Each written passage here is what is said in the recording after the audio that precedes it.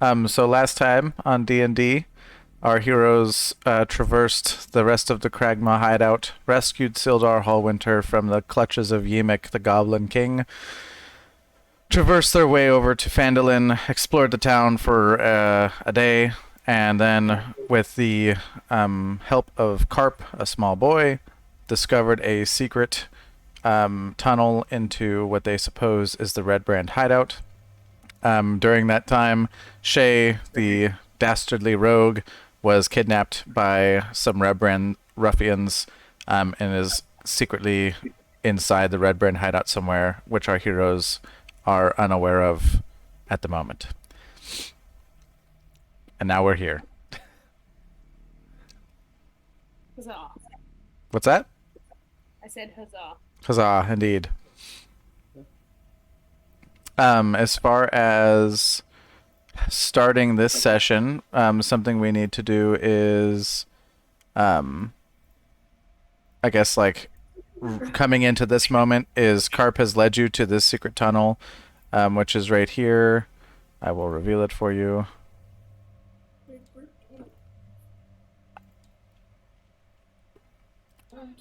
This is the entrance of the secret tunnel. You guys can choose to go. Oh, sorry. Go ahead. I'm sorry. The board is still black. Is that supposed to? Oh, He's He just revealed the tunnel. Yep, just this tunnel right here at this entrance. yeah? Yep, the board is black because it's fog of war, because it's a hideout. I don't want you guys to be able to see everything at once. And this is like the best that tabletop simulator can do. So. Yeah. No, that's cool. You guys can choose to enter through the secret tunnel into the Red Baron hideout. You can also choose to try to explore around the Tresendar Manor, which is what you are currently like next to try to find a different entrance. Both options are fine. But it's kind of up to you guys. We'll say the last session you're here now, and at this point in time, it's up to you guys to roleplay and make the decision on going into the secret tunnel or circumnavigating the house. Right. And our characters feel led by their conscience, their intuition, and By their gods. by their own individual deities that, huzzah, there's something is afoot. Yes. We're just gonna now. We feel compelled that if we continue forward, we'll find her. And I will let you guys know as we progress here, every couple minutes or so, if you guys are either about to start something big or have taken a brief period of time, I'm going to shift over to Hannah to let her try to, I don't know, somehow escape her situation. But we'll do it every 10 or 15 minutes. We'll switch over for 5 minutes and then keep going back and forth. Okay. That works.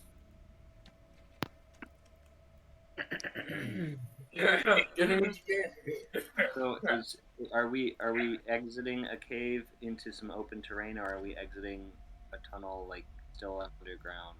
You guys are leaving a forested area and entering what looks like a cliffside.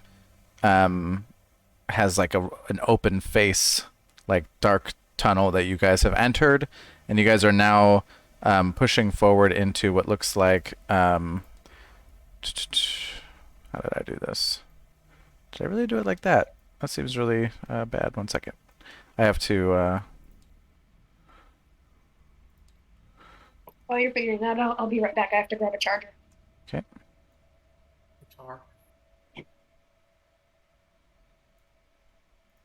So you guys are entering this section of territory here. You're coming into a big open room, and you guys can decide to continue or not.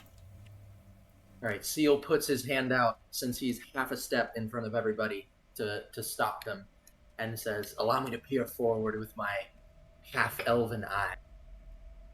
And I will roll a perception check.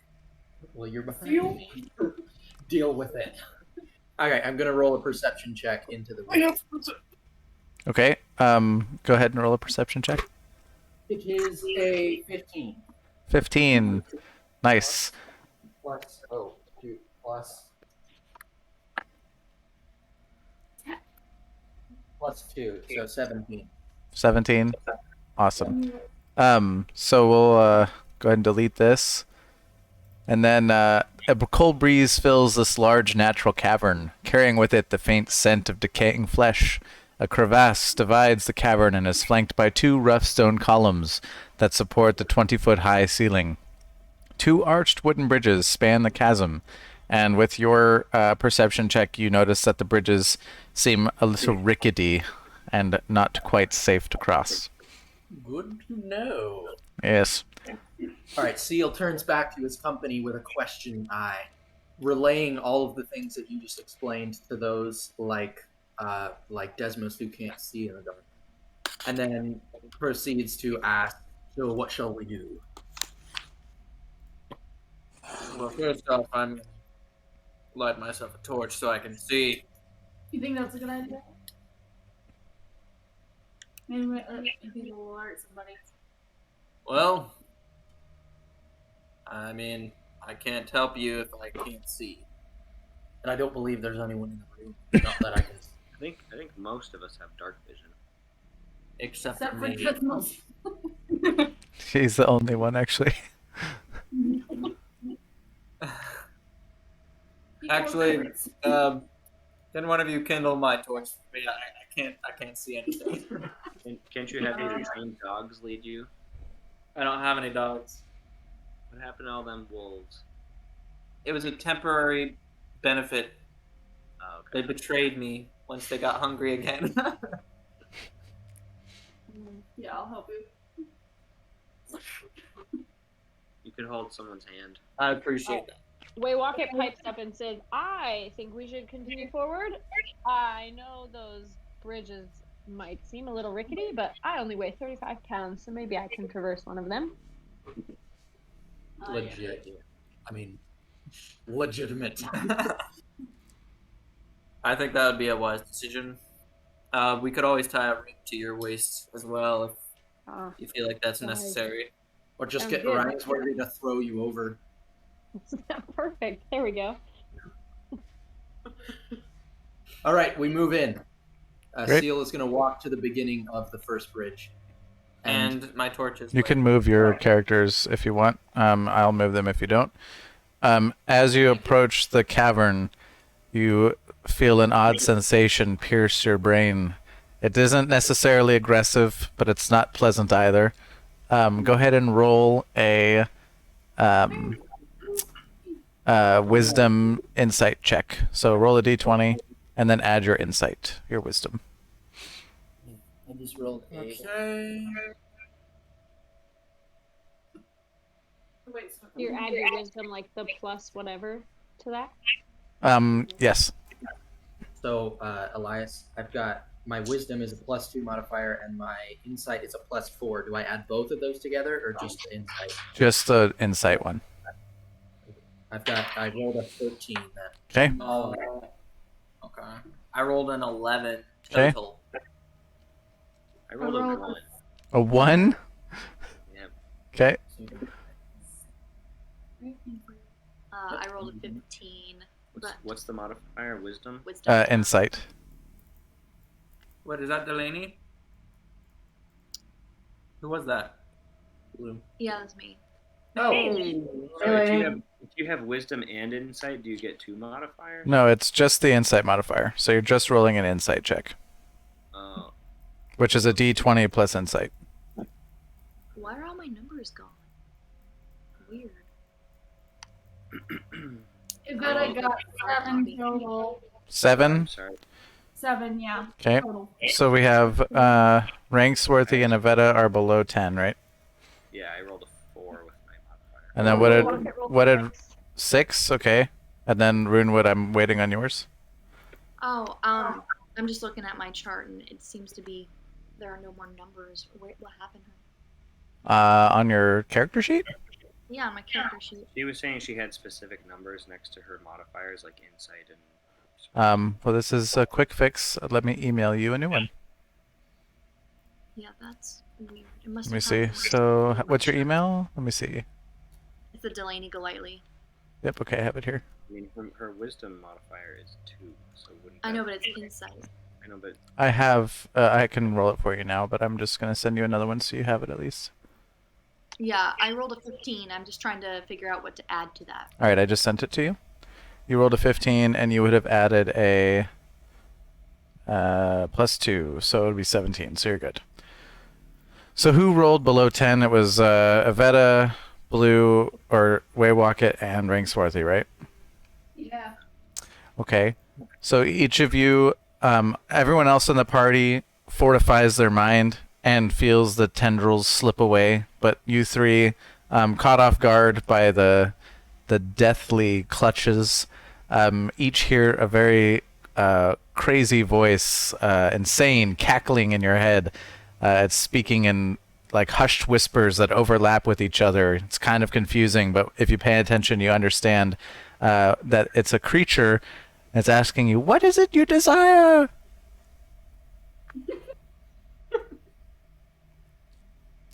While you're waiting to talk, you hear more in your mind, just whispers like "meat, crush, snarl, rip, tear." Everybody stay quiet. I want to hear what I say. Is anyone else hearing this noise? I am like going crazy. Yeah, me too. I don't know what to do about it. It's going away. No. What are you talking I just about? want everyone to know we are hearing. No, I'm hearing noises like snarling and talking and whispers about asking what my desires are. And meat. Smells like witchcraft. Steal your mind. Should we respond? Ask it what it wants. While they're deliberating, I'm gonna go ahead and tie a piece of rope for Waywocket. Okay, sounds good. You're doing that. Can we see? It continues to screech and snarl, rending, tearing. You get images in your head now, not just words of like sensations of tearing meat apart and hot blood, and the way you would feel about it is it's happening in your brain, so it's like confusing you and you're feeling it sensory. That's nasty. That's Mhm. weird. What do Waywocket you falls want? down onto her knees, putting her hands over her ears, and says, "What do you want?" shield it. Not. Does it respond? Can I roll for an assist to break the insanity or something? You can I- can attempt to roll something, but it's not an insanity. It's just a creature communicating with the party. I am going to roll an Arcana check. Okay, go ahead. That's a D20. Yep, D20. It is 11 plus 2, so 14. But that's 13. Whoops. Yep, you can understand, and from experience, you recognize that this is a classic case of telepathy, except you're communing with an insane animal, so it's craziness. Creepy. That Whoa. is really creepy. That's Okay. cool. Creepy. So There's it's a- hungry. there's a rabbit. Yes, the creature hears somebody say it's hungry, and all at once, one dominating message: meat. Does anyone have any meat that we can give to this creature? I mean, I have one of my meals prepared as usual. But first, we gotta find the beast.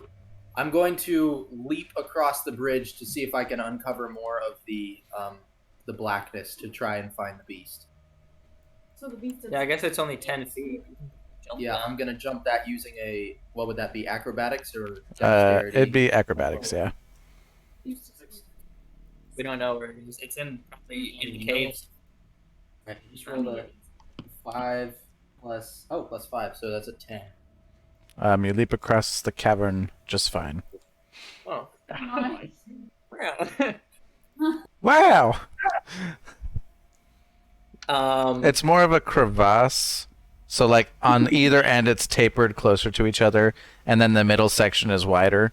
So it's not like I would imagine someone that was athletic could jump across. It doesn't really give me any numbers, but I would imagine it's not that wide. So Oh, sorry. Yeah. Is this not one? No.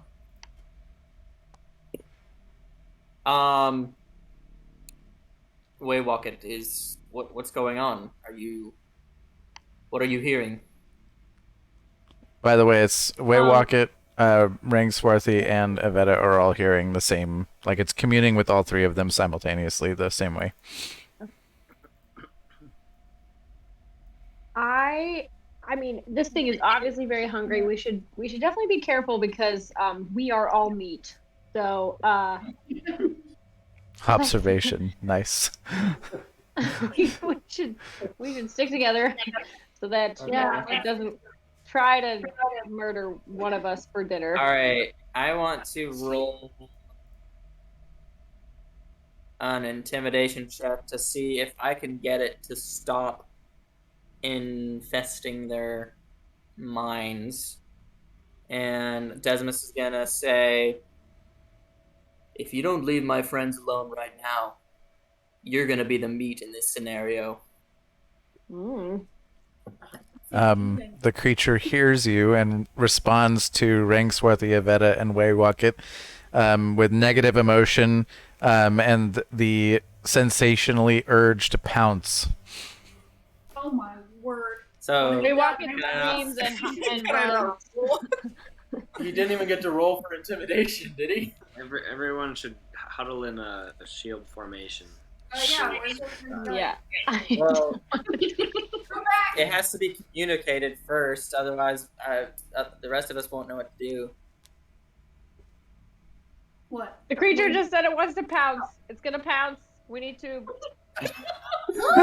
get together, quick! Cackling fills your brains, and it just says it laughs and says it's hilarious. Like you can feel the sensation that it's hilarious watching you scramble around as you see in your mind's eye a picture of yourselves scattering at the opening of the cave mouth. So I'm going to roll a perception check to uncover that darkness in front of me.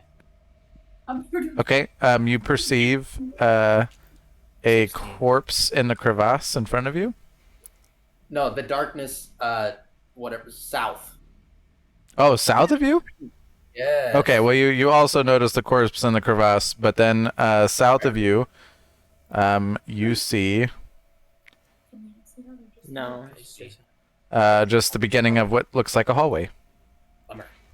Okay, I'll shout back to the company. It must be in that opening to our left. I can't see it to the right.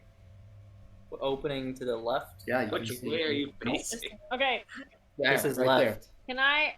Right there. Yeah, whoever's There? orange. Oh, okay. Yeah. Yeah, it saw Do us. we see? Yeah. Do we see all of this area? Like all this, like.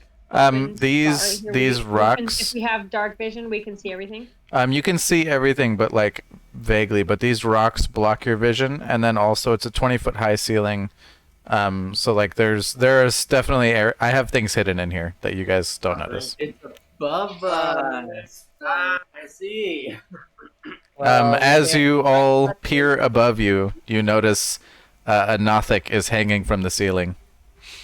Oh, what is that? Is it A not? Nothic, eh? It cackles as it notices your comprehension and declares again, "Meat! Give me meat!" There's a All carpet. right. Ciil Is that this unbuttons. ground thing? Okay. Ciil unbuttons his vest, showing a circular tattoo on his chest, and readies himself in a battle. Look at my ass. The It's how it Nothic acts. doesn't comprehend your human anatomy and what that means and continues to ignore whatever it is you just did. Meanwhile, Rangswarthy strings an arrow to his bow and takes aim at this creature, intending to maim it in the eye. Ah. Specifically. I mean, are you guys planning on doing any more negotiating or discussion with the creature, or are we just getting into combat here? I feel like this is Ciil going straight for combat. Ciil is going to shout as loudly as he can, what is it that you want from us? Meat! It responds to Rangswarthy, Ivetta, and Waywocket again and says, I know what it is you seek, but for me, there's a price. You'll have Ranks So where the apparently there's a is. price we have to pay this Nothic to get what we're seeking. They know he knows what we're after. Yeah, don't Maybe assume we it's should bad. try and figure out. Let's figure out what it wants. Can I roll a survival check to see if, or maybe a history check to see if I know anything about this creature? Yeah, sure. Okay. 10 plus 3, so 13. You know that a Nothic is a monstrous creature with terrible talons and a single great eye. When driven to violence, it uses its horrific gaze to rot flesh from its enemy's bones. Oh dear. Delicious. So it uses its eye and like melts your skin essentially. Rots your skin. You should let us know. Yeah, you should tell us. Please. I don't think it wise that we anger this creature or You intimidate know it further. that it's an aberration, and that the legend of a Nothic is that it's a wizard who at one time was led so dangerously by this knowledge that they were cursed for all time to become Nothics. Whoa. This is a dangerous creature. It can use its eye to rot her flesh just by one gaze. Oh, my. And it's also pretty much a ghost, so I don't know if our blades will do anything to it. Desmos, do you have any meat on you? Yeah. No, I just have regular food. Does anyone have any meat on them? I have a question. I Yeah. propose that I try to reason with this Okay, Nothic here really quick before we engage in any Sure. foul play. Runewood, Okay. Runewood wants to do a perception check on the corpse to see if it is viable food for this creature, or if it's already been devoured and is not attractive in any way. Sure. You perceive that at the bottom of the crevasse is well-gnawed bones of the half-eaten body of Dendrar, the woodcarver of Phandelver, who was murdered by the Red Bands. Oh, so this is like a... There's rain. Aww. So half-eaten corpse. Happy about his half-eaten corpse, but probably wants more.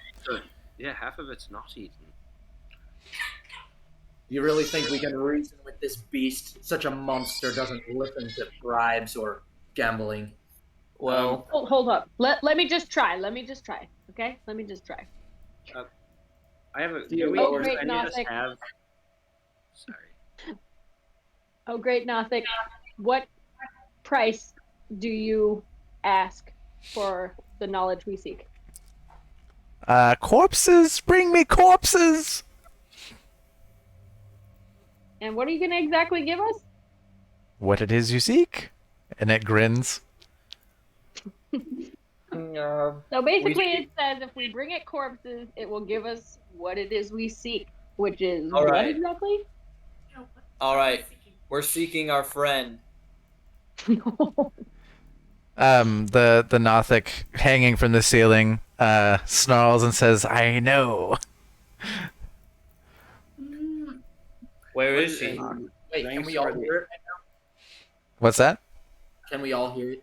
No, Yeah. only the three who failed the check can hear it still. It's like a hurt. But we So, all can see it. To have succeeded. So she knows that we are missing somebody and seems to think that is what we would be gifted. I mean, we're not going to be able to get corpses anywhere unless it's these blasted red brand. The Nothic cackles and says, free passage now. Bring me corpses and find more. and then scurries away into some concealed area in the ceiling. It just left so that we could bring it corpses. It's allowing us to Rangswarthy, Ivetta, Waywocket. Is it still The speaking? Nothic just told us that it said we can essentially get through for a minute while we go bring it corpses later. Rangswarthy suggests that one of the smaller members of the party descend, held by his rope, to tie the rope around this corpse at the bottom of the chasm, and we can all heave it back up with whoever was sent down to tie it. Rangswarthy, do you really think it wouldn't have eaten it if it had the chance? That thing is its leftovers. Well, it's worth a shot. Yeah. So Desmos is gonna run over there and assist. As you start Runewood to meddle around the corpse, the three people who failed to check earlier, so Rangswarthy, Waywocket, and Ivetta, start to feel uneasy. Like panic, stress, anxiety, like they shouldn't be here. This is a good idea. I think we should leave Guys? and not touch that Don't do that. Nothic food. Okay, so Wait, maybe that's its plate? Maybe this chasm is its plate. So maybe we should stay away from the chasm. It's almost like it's Please, its whatever you leftover. do. I wish someone had thought of that. All right. Back And- away. All right. Next to the Ciil, corpse, you notice that there looked to be some variety of treasure. Oh no. It's not worth it. Leave it be. How far It's not down worth is it. this? How far down? Can we roll a perception check to see how much treasure? Rangswarthy, you fool! Don't be tempted by the ring, Frodo. Your uneasy feeling grows, as well as some odd sensation of glee. All right. I'm going to grab Rangswarthy by the shoulders and pull him away from the chasm. Babe, bring me over there. Mac, bring me. Stop it. Okay, Rangsworthy takes a peek down this hallway, perception check to the left Okay. or to the west. To the west. You notice the staircase Leading downwards? Yeah. downwards, or excuse me, upwards. Oh. I Ciil bet you is that going. staircase goes into that house. Yeah. So I think now's a good point that we'll pivot to Hannah. Yeah. Hannah, I don't know exactly how this will work, so I'm going to just make the attempt. Hey, you guys Um, can't just move you around. Just...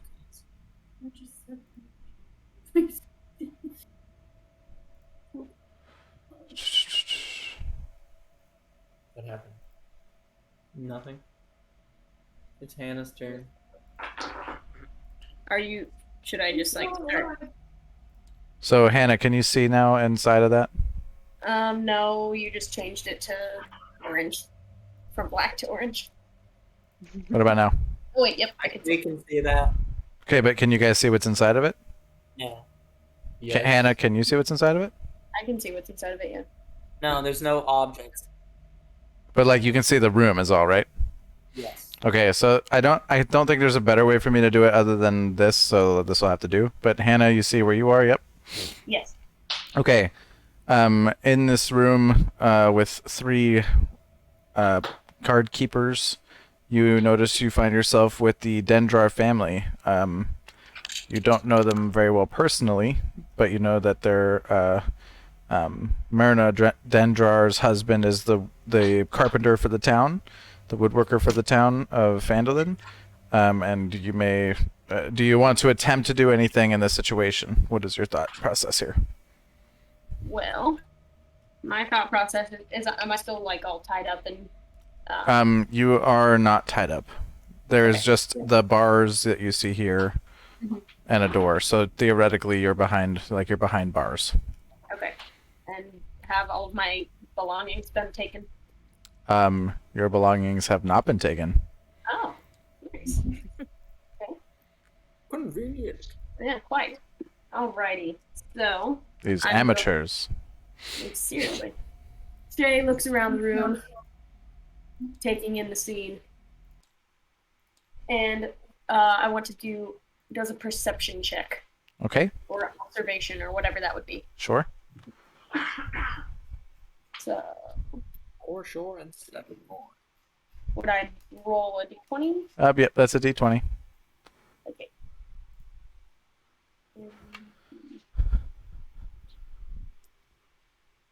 Yeah, I got a 9. Okay. And then plus You the investigation. you're good. You're fine. I wouldn't have had you roll, but Oh. it's fine. This long room is partitioned into 3 areas with iron bars walling off the north and the south. Filthy straw lines the floor of those cells, the hinged doors of which are secured by chains and padlocks.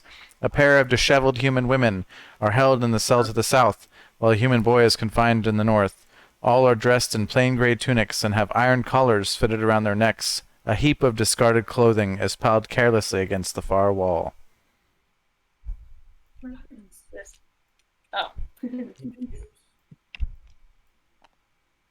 Okay. So, Shaye waits until the guard's back is turned, or are the guards facing? We'll just say these guards are looking like away from the door into the cell area, like just like they're standing next to the door guarding it, and this guy's sleeping. He's taking his nap. Okay. So, this is tricky. All right. I will sidle up to Nars Dendra, who is that the wife? Yep. Oh no, that's the son. The son. Oh, sweet. Even better. All right. Oh, okay. I rolled it. Wait. No, That is not what I meant. Anyway. We're learning a lot about Shaye right now. Oh, Lord. Hey, she flirted with someone to get dinner, so. I thought it was the mom first, okay? All right. Shaye sidles up to Nars and tries to start a little bit of conversation. And I want to kind of size up what kind of a person he is, if he could help me fight, if need be. Nars is a rambunctious 9-year-old boy, but has been beaten and is terrified of the ruffians. That's not very helpful. Okay. Good for now. And he's 9. Back off, Shaye. Come on. All right. Well, I might have to do this on my own. Like a message each. So, Shaye pulls out her thieves' tools and attempts to lock the door while the guard looks away. Do you want to roll a stealth check for me? Yes, I do. Okay.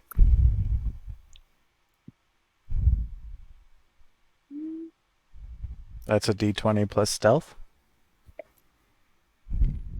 All right. 9, and then stealth is 6. 6, yeah. So 15. We'll say that you saunter over to the door, grab the padlock, like around through the chains quietly, and just sort of kicking your feet, rattling the bars or whatever. They think that you're not doing anything special, but you're picking the lock. And we will say that you were successful in picking it and successful in them not knowing. And then we will halt your progress for the next time we come back to you. Okay. Nice. All right. Back to the main party over here. What are you guys going to do? So, Rangswarthy, I think this stairway that you discovered over to the west is possibly leading to that manor that was outside, because it's like right next to it. So maybe we should go the other way to where. Oh my gosh, what was your name? Ciil. Yeah, where Ciil is, and try to go down that hallway farther. Okay. My only hesitation I have is that this. I seem to be feeling what this creature is feeling, and I feel unease at the sight of this staircase ascending. So perhaps this creature is not comfortable with us going up that staircase. Your uneasy feeling tapered off when you left the crevasse area. He's lying. It's fine. Oh, okay. Yeah, sorry. The uneasy feeling was when you guys were tying a rope to go down into the crevasse. Okay, while they're deliberating, Ciil's gonna peek around the corner to the east. Like down here? Yeah, but stealthily, not like rush in like he did across the creek. Sure. Learning. I like it. You notice the end of a long hallway and a door. Or like what seems to be a fake wall. I'll report back. I'll just let him know. Okay. Rangswarthy would like to creep up the stairs just enough to maybe get a view of the top without being oafish and clumsy. Sure. You can climb up to the top of the stairs and you notice that there are two doors, one on your right and one on your left. And in the door to your left, you hear some banging and shouting, what sounds like some creatures giving orders to somebody. And when you listen closely, you hear orders like "lick the floor" and rambunctious laughter, "ha ha," and roll over like a dog," and some more laughter. So you're not quite sure what's going on.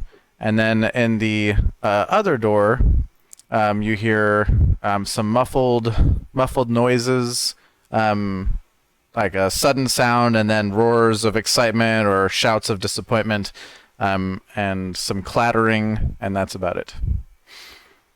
So I return down the staircase and inform the party immediately near me that there sound to be some partiers at the top of the stairs. What sounds like we have our corpses, eh? Sounds about right.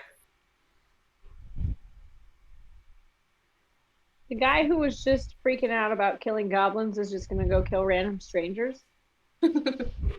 Well, there's something in my backstory that applies to this. Oh, not you. You're a goblin killer. I expect that from you. Oh, you're talking about Ciil. Ciil, yeah. I was talking about Ciil. Having an identity crisis where he's I can being tell. led astray from his religion by his secular friends. Ah. That's fucking awesome. Oh, my friend, You're like the guy who doesn't smoke and all your friends are lighting up at the playground. Yeah. Wow. He's torn between trying to fit in with his party and trying to stay true to his morals. Anywho, he jumps across the bridge again. Bro, Ethan, we need to have some bonding time then. You need to change your mind about us, companions. You smokers. A little bit. Open You your need to mind. do more. You need to do more than just tolerate us, dude. Ciil looks over at the worthy Runewood and nods knowingly. Tolerating is the first step to friendship. I'll buy you a beer when we get back to Phandelver, and you can tell me your story. Sounds like a plan. Now let's go up those stairs. All right. All right.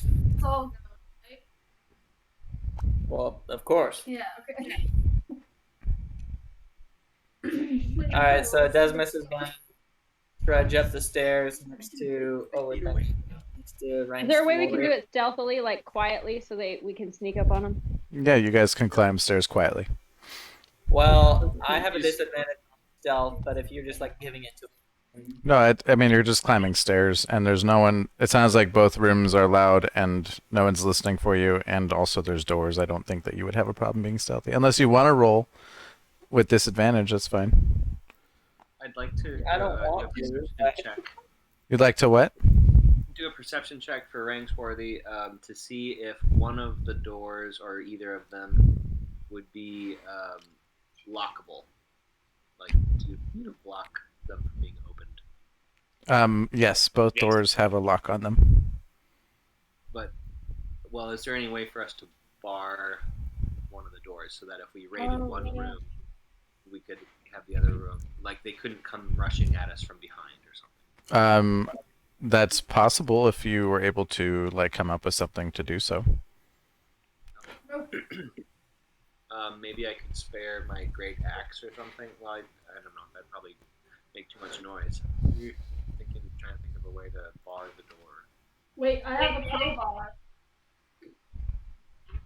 Oh. I have a crowbar.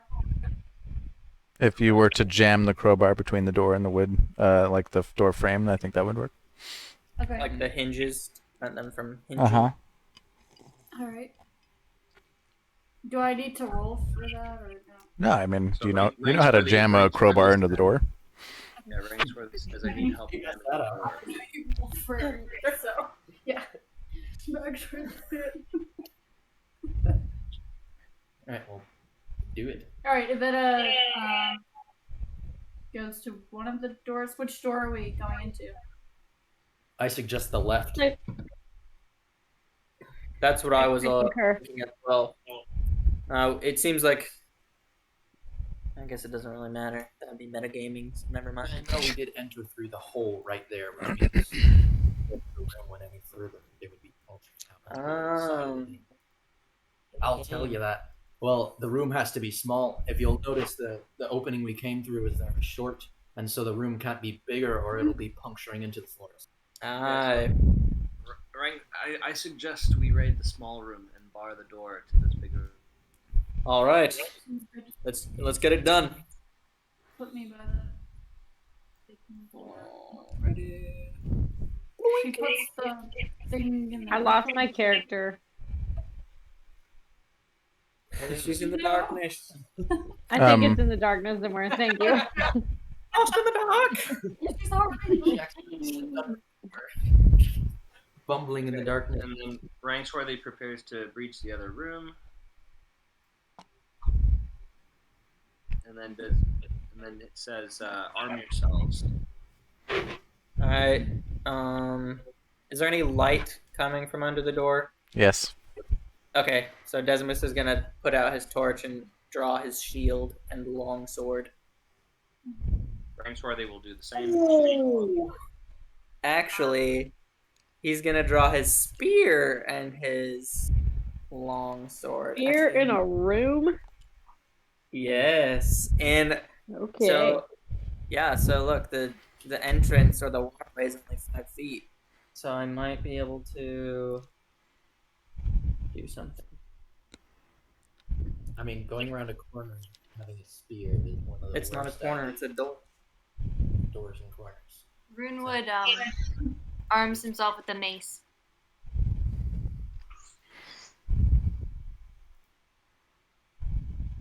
Are you guys ready? Ivetta draws her bow. Let's push forward.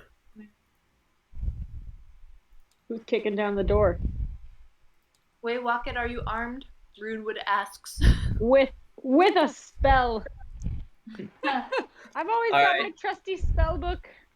Runewood grins and says, "Excellent." All right. Alright, so Desmos is gonna look at the party. Everybody ready? Yes. Let's do it. Alright, he's gonna turn to the door and then kick it down. The door has been kicked open. You enter the room. This barracks contains 4 roughly built wooden bunks with heaped up blankets and dirty dishes scattered about. A strong smell of unwashed bodies and rotten meat fills the air. 3 tall, furry humanoids are lounging among the mess, barking orders at a sad little goblin that demeans itself for their amusement. Your sudden appearance causes the goblin to faint. Or Dobby. So the goblin is unconscious. Unconscious. And then the bugbears turn to face the party. and are surprised. So they are going to go last because you surprised them. Well, Rangswarthy rushes to the far one at the table for a grapple. Okay. Real quick, let's roll initiative. Yeah. How do we do that again? I rolled 8 and have +1 initiative, so I have 9. So Desmos is 9. Ciil What is affects- 17. What affects initiative again? Like The big circle that says initiative. Yours is +2, so you'll roll a d20 and then +2. Your initiative. Waywocket is 12. gosh, my dice must be weighted. This is the second time I rolled a 1 in like the last 3 rolls. No.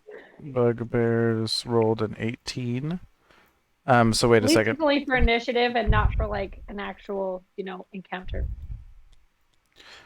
So what do we got? What's going on? I rolled a 3. Rangswarthy rolled a 3. Okay, Ciil has 17. that's pretty good.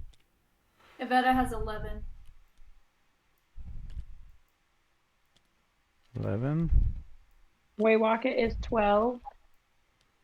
Ivetta is 11. Waywocket is 12. Desmos, you rolled a what?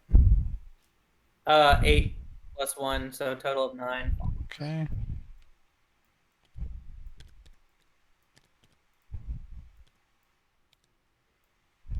And then Runewood, I don't want to say. a 1. Yeah. Plus your dexterity, though, right?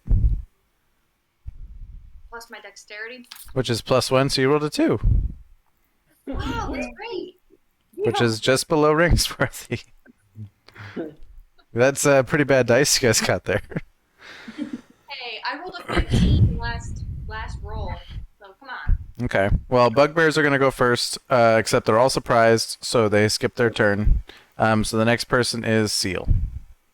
All right. Ciil shoves his way through the door. No, he majestically flips over Rangsworthy's short head and lands in a fighting pose in front You mean of... Desmos? Rangsworthy isn't supposed to be right next to that guy. Well, he said he ran in there. Oh. Okay, well, fine, Desmos. I assume Rangsworthy had just locked the door down. So this guy? Yeah, that guy. And what are you doing to him? I am going to use my cantrip that I created called Forebear's Fist. Okay.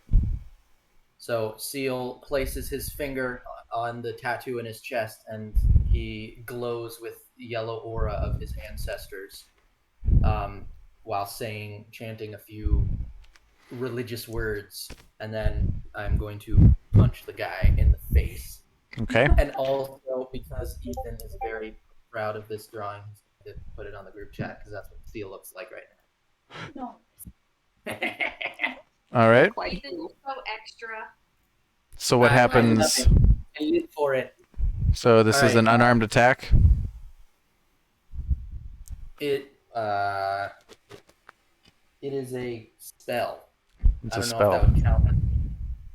Okay. Well, So- what is the explain to me? What's the How do you hit it? Is it just a hit die? Allow me to read. Yeah, it's just I will read the spell. Give me a second.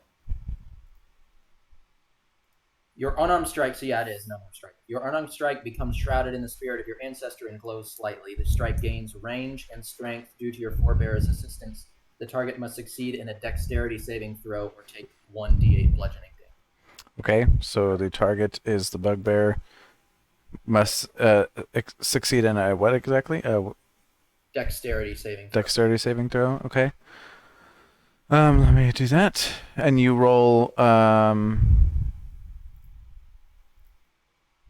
So I rolled a 13, Dang. which is a +2, so 15 total. All right, and I roll a d20. Yeah, for attack, right? Yes. To give it the number to beat. It is a 9. Okay. No! Plus what? I don't know. It would be. Oh, I can use dexterity as my modifier. Yes. Uh, So it'd be plus 12. 3, so 12. Yeah, so just barely. Ah, So he succeeds in dodging this ancestral strike. Got disconnected. Yeah, I just noticed that you dropped out. Let's see. Can you send him another invite, please, Tuck? Yeah.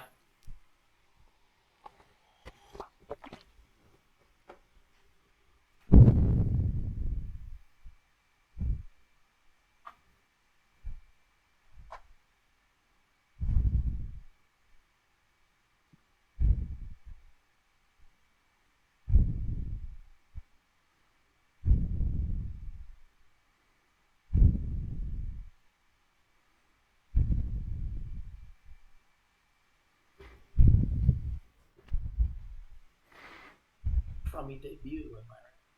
Yeah. Such is life. Such is Ciil's life.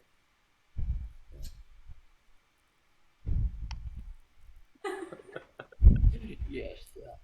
Session failed. Did you get the invite yet? They're not even online anymore. It says I'm connecting. I got an invite and I clicked tabbed. And it just says connect. It doesn't even show you as being online on Steam. You should restart Steam there, bud.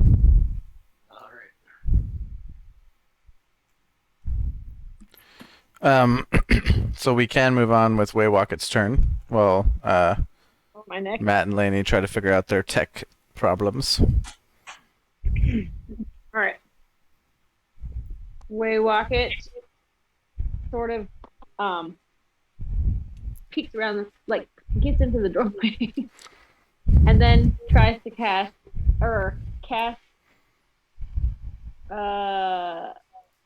sapping sting on this bugbear to the left Okay. in front of Ciil. Sapping Sting, huh? So Constitution saving throw for that guy. Yes. For on the one in front of Ciil or the one to the like over here. Yeah, let's do that guy actually. Let's do This that. one? Yeah, that one. Okay, so Constitution saving throw. My guy rolled a I rolled a 1. He failed it. Nice. So you take 1d4 of necrotic damage and fall prone. Okay, tell me how much damage I take. Oh, I have to roll that? It's your damage. Okay. Hold on. So the one that looks like a nice. pyramid. 4. 4 damage. Okay. You know. The bugbear grunts, but takes like falls to the ground because of the spell. Prone, but does not seem to be all that worse off. I have a question. Uh-huh. D8. That's your damage. What is a bugbear? I'm glad you asked. A bugbear is a hairy goblinoid born for battle and mayhem. They survive by raiding and hunting, but are fond of setting ambushes and fleeing when outmatched. They're basically taller, hairier goblins. They're chaotic evil. Generally not nice to be around. Gotcha. Yes. Thank you. Of course, my pleasure. Next on our list is Ivetta. Your turn. All right. Is there any way I can shoot over? Of course. You are a ranger, right? Yes. You have the I can skill. You have the power. Then do that. I'm gonna shoot. Yeah. Yes, that guy. Droop. Droop. You're gonna shoot the unconscious goblin? Oh, he's unconscious. Yes. And he was being bugged by these guys. When your party entered the room, he fell unconscious by fright. Shoot him dead. I'll shoot the guy next to him on the right. This one? Yes. Okay. He is prone, so you have advantage. You roll 2 d20s and take the higher number. Dang. Or actually, my bad. because he's prone, I forget that's advantage for melee, disadvantage for range. So you actually roll 2d20 and take the lower number. Oh. Darn. Oh, a 16 and a 19. So 16 it is. Nice Nice. job. That's a hit. So go ahead and roll for damage on your bow. It's a D8. Each of these. It's a D. It's 1d8. A 2. And you rolled a 2? Yeah. And that's plus your dexterity, so 5 total, right? Oh, no, that's for hit. My bad. Sorry. So 2 damage to the bugbear. While he's on the ground, he like takes an arrow to the shoulder, kind of grunts, but seems We're just poking this guy. just seems like kind of like ugh. He's fine. Wait, so Oh, man. 2 of them are prone? No, just the one. Just this. The one that says just- prone is prone. Desmos, it's your turn. Wait. So, okay. So the bugbear to the right of Droop is standing. If you hold your mouse over it, it says prone. It doesn't say it for us. Really? Yes, It does on mine. I see Yeah. it. Yeah, just have to Oh, hover over it. I'm guessing There for a while. that both of them are prone then because Droop's unconscious. Yes, right? yes. Droop is also prone. However, he's unconscious, and the bugbear has just been like knocked prone by a spell. Okay. In that case, Desmos is gonna rush into the conscious prone bugbear and try and skewer him with his spear. Nice. So this one right here. Yes. All right. Roll a d20 for hit. Wait. And is it with advantage? Wait, which one are you hitting? This one or this one? The prone one. The prone one. Ah, okay. It is with advantage because you are melee attacking a prone target. Sweet. So 17 plus Oh, 5. hi. You hit So him, 22. Okay. and then do damage for your weapon. Yes. 1d6. Okay. I will be back in just a minute. What's going on? Oh, look, Simeon's downstairs again. Oh, do you need help? No, I got it. Okay, so 2 plus my strength modifier, right? Is that what the damage is? Is that how it works? Maybe not. I thought I got a bonus to damage somehow, but maybe not. I don't think so. Okay, so 2. 2 damage. Yeah. Okay. And you guys need to bump up this damage that you're doing. Yeah. I just want to confirm that we're not doing damage wrong because I don't want to. Let's see here. Making an attack. Just like going around killing. Except I did 2 damage. Right, but you still are hitting him. That's something. I'm over here like doing an anime jump and I miss. Epic fail. I think it's just the damage of the weapon Okay. because the modifier applies to hitting the target. So yeah, 2 damage. Bummer.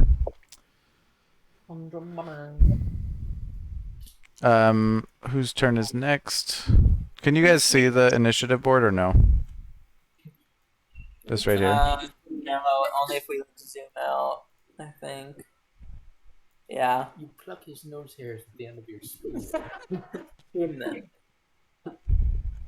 Yeah, that's better. So now we don't have to wait for me to look at it for you guys to know whose initiative it is. So next is Rangswarthy. Are you back and able to do things, Matt? Yes. I will try to hack this beast in front of me. Okay. Hack Alright, away, so- sir. D20. Yep. It is terrible. It's It should be whatever number you rolled plus 5. okay, so it's an 8. 8. That is not a hit, and I think for superstitious reasons you should rolled different dice. Yeah. You're really bad. So the bugbear in front of you leans back away from your sword just in time. Runewood, it is your turn. I'm all in, baby. Can you? We can't hear you, Delainie. I want to do my sacred fire. She's gonna do Sacred Fire. Sacred fire. Sacred flame. Sacred flame. Yes. That. Sacred flame. Who is she targeting? She's thinking. Oh, okay. Hold on. Let's see. Which one is prone? This one. Yeah, I'll do it to the prone bugbear. Okay. You don't. This is a 60-foot range spell. You don't have to be next to them if you don't want to. She'll go over here. Yeah. The only stipulation is you have to be able to see them. And I'm not endangering my companion, right? I don't believe so. Let me read the spell real quick. I think that was a problem in the past. It was with the acid splash. Oh, yeah. Yeah. I was gonna say, yeah, it doesn't look like yours calls for any sort of like it doesn't have any AoE issues or anything like that. Excellent. So go ahead and roll a d20 for me. Dang it, I got a 4. 4.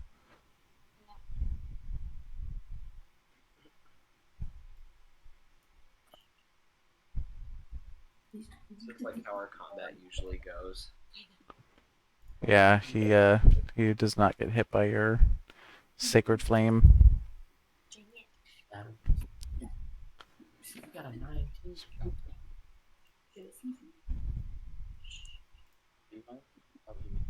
Oh yeah. Okay. Whose turn is it next? What do we got here? Back to the bugbears. So it is the bugbear's turn. This bugbear is going to use its movement to no longer be prone and take a swipe at Desmos.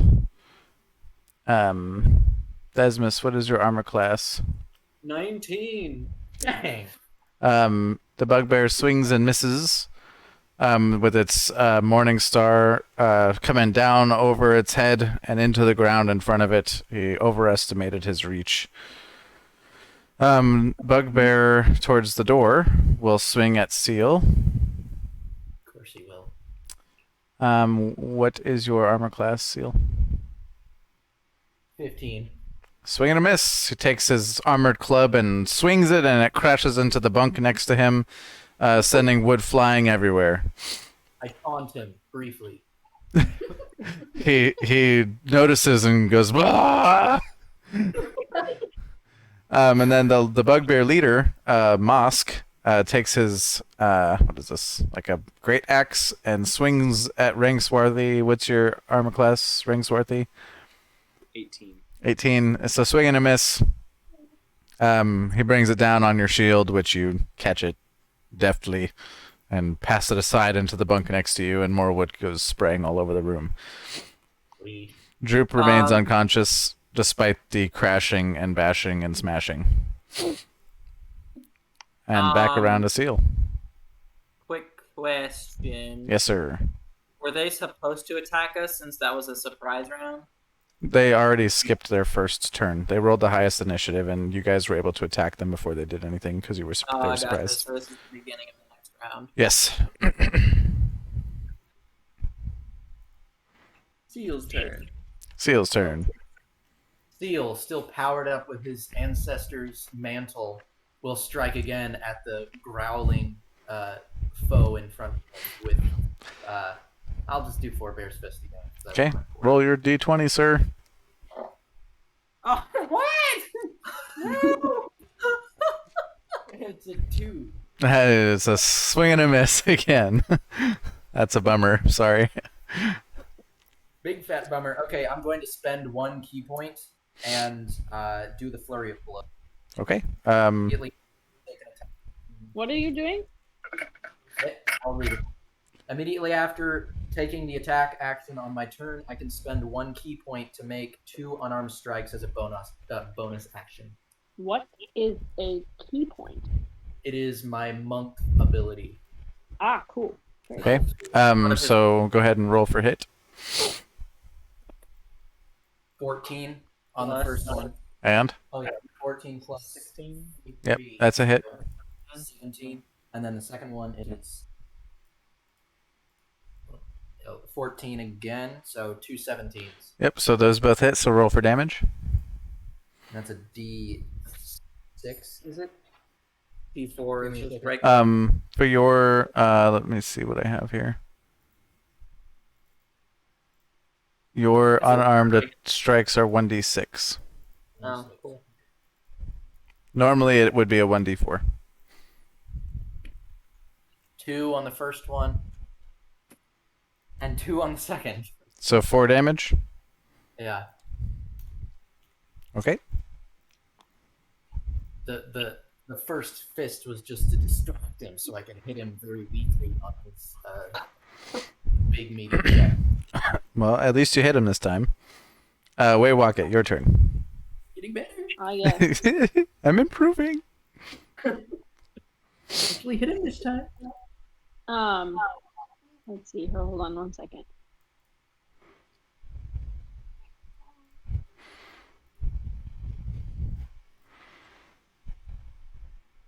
Okay. I am going to cast Magic Missile. Okay. So that means I create 3 glowing darts, and each dart can hit a creature of your choice within range. Well, they're all in range, so Those are dirty evil. I'm gonna go for Mosk, the bugbear that was previously prone. Wait, are there just 3? There's the fourth one is a goblin. But there's 3 bugbears and the little goblin that they were torturing. Yep. All right. Well, I'm gonna hit all 3 of the bugbears then. With once. one thing each. Yeah. Okay. So the way this works is But it doesn't seem like you have to roll to hit even. Okay, it's just whatever this dart deals, only 1d4 plus 1. Right, yeah, You it just have to succeed the save. no, there's no save directed or hit directed or anything. Oh, Okay, maybe should I just hit 1 3 times? That's your decision, but I'm letting you know that it looks like it's a guaranteed strike within 120 feet. As long as you can see the target and they don't have some defensive thing up, you can just hit them with this without missing. Sounds good. All right. Well, then I'll just hit all 3 on Mosk. Okay. The bugbear leader. Yes. Okay. So I roll a 2, so plus 1, that's 3. A 1 plus 1 is 2, So that's 5 total. and another 1, so 2 more. So 7 damage. 7 That's damage. possibly the worst rolling you could do on that, but that's fine. Okay. It's pretty good. So 3 magic missiles come out of Waywocket's. What do you have, like a staff or a wand or something? What do you got? I do have a staff. I have a little quarter staff. So out of your staff and strike Mosk in the chest. The force damage propels him into the back wall, to which he hits and is a little stunned. But other than that, he's fine. What do we got next? Ivetta, your turn. Not even bloodied or nothing. Does he have the stunned condition? It does not. Okay.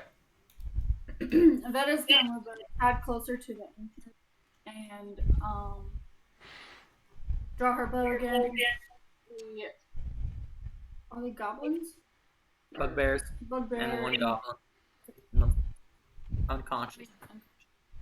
Not gonna shoot the unconscious. Shoot the one that's Ciil. This one here? Yes. Okay. Roll to hit. 11. Plus your dexterity, right? 3, yeah. Oh. 14. Let me see here. Ooh. So that's a miss. You shoot the arrow, and it flies over his shoulder and clatters against the wall behind him. Desmos. Okay, so can I drop my spear and draw my longsword as a free action? Sure. Sure. Sure.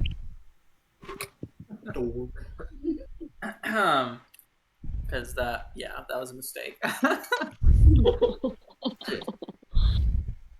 And yeah, I'm gonna slash at the bugbear in front of me with my longsword. Okay. Roll to hit. 18 plus 5. Nice. Roll damage. I'm gonna divine smite his butt. Divine smite. Wait, so Yeah. you're swinging your sword, or you're divine smiting? It's a wait. You can starting- expend okay. one spell slot to deal radiant damage to target in addition to the weapon's damage. Oh, okay, I see. Yeah. So you Extra do damage. 1d8 for the sword, but then the extra damage is another 2d8 on top of that? Yes. So for, it's for- 3d8, and you are expending one of your spell slots. Yes. Okay, go ahead and expend a spell slot and roll 3d8 for damage on this poor bugbear. Okay.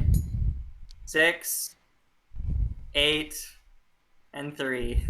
So 6, 8, 14, 3 is 17. Okay. So you can describe how it is that you schwack this bugbear. He's not dead, but he is very, very damaged. Very bloodied. Okay. So Desmos raises his sword in slow motion, and then a blinding light flashes throughout the room, and then his sword is sliced like a picture, like a stop motion picture. His hand is in the air with the sword, and then the next frame, his sword is sliced into the bugbear's gut. Wow, nice. Well, that bugbear is terrified of whatever deity gave you that power. Rangswarthy, your turn. I forgot. Oh god. Matt? Oh, I didn't hear anything. Rangswarthy is going to shove this bugbear ahead of him into the wall again, and then try to lunge his sword into the bugbear's throat. Okay. Roll for hit.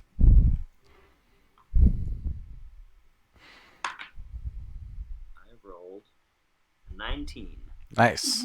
And then roll for damage. And then the dueling bonus, does that apply to hits, or what does that apply to? I believe that was hits. Let me look. So that'd be plus 2 to whatever I roll. Dueling fighting style 5e.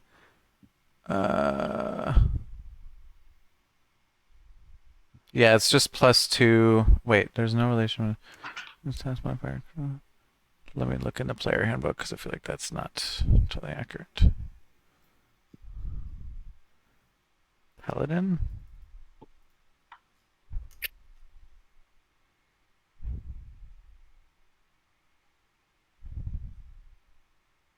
Give me 1 second here.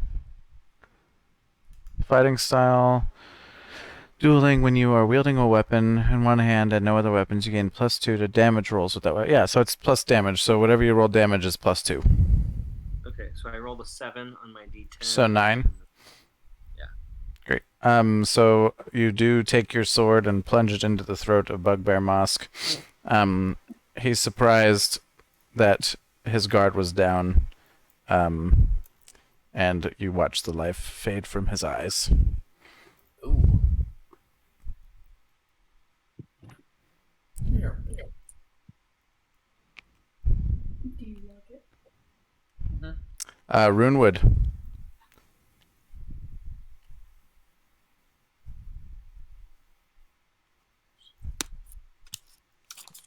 She's looking at her spell sheet.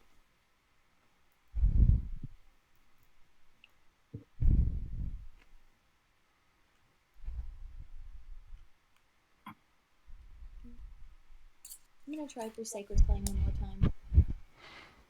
Sacred Flame away. What is that, Constitution? It's Dexterity saving throw.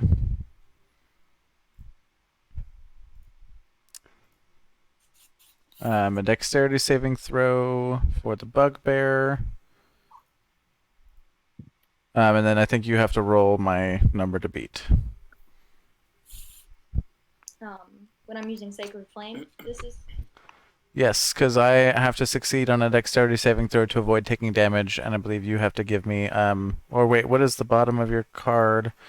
Should say spell save DC is 12, actually. So I have to roll higher than a 12, which I did not do, which is how that is supposed to work, so my apologies on that. So I take 1d8 flame damage, so please roll a d8.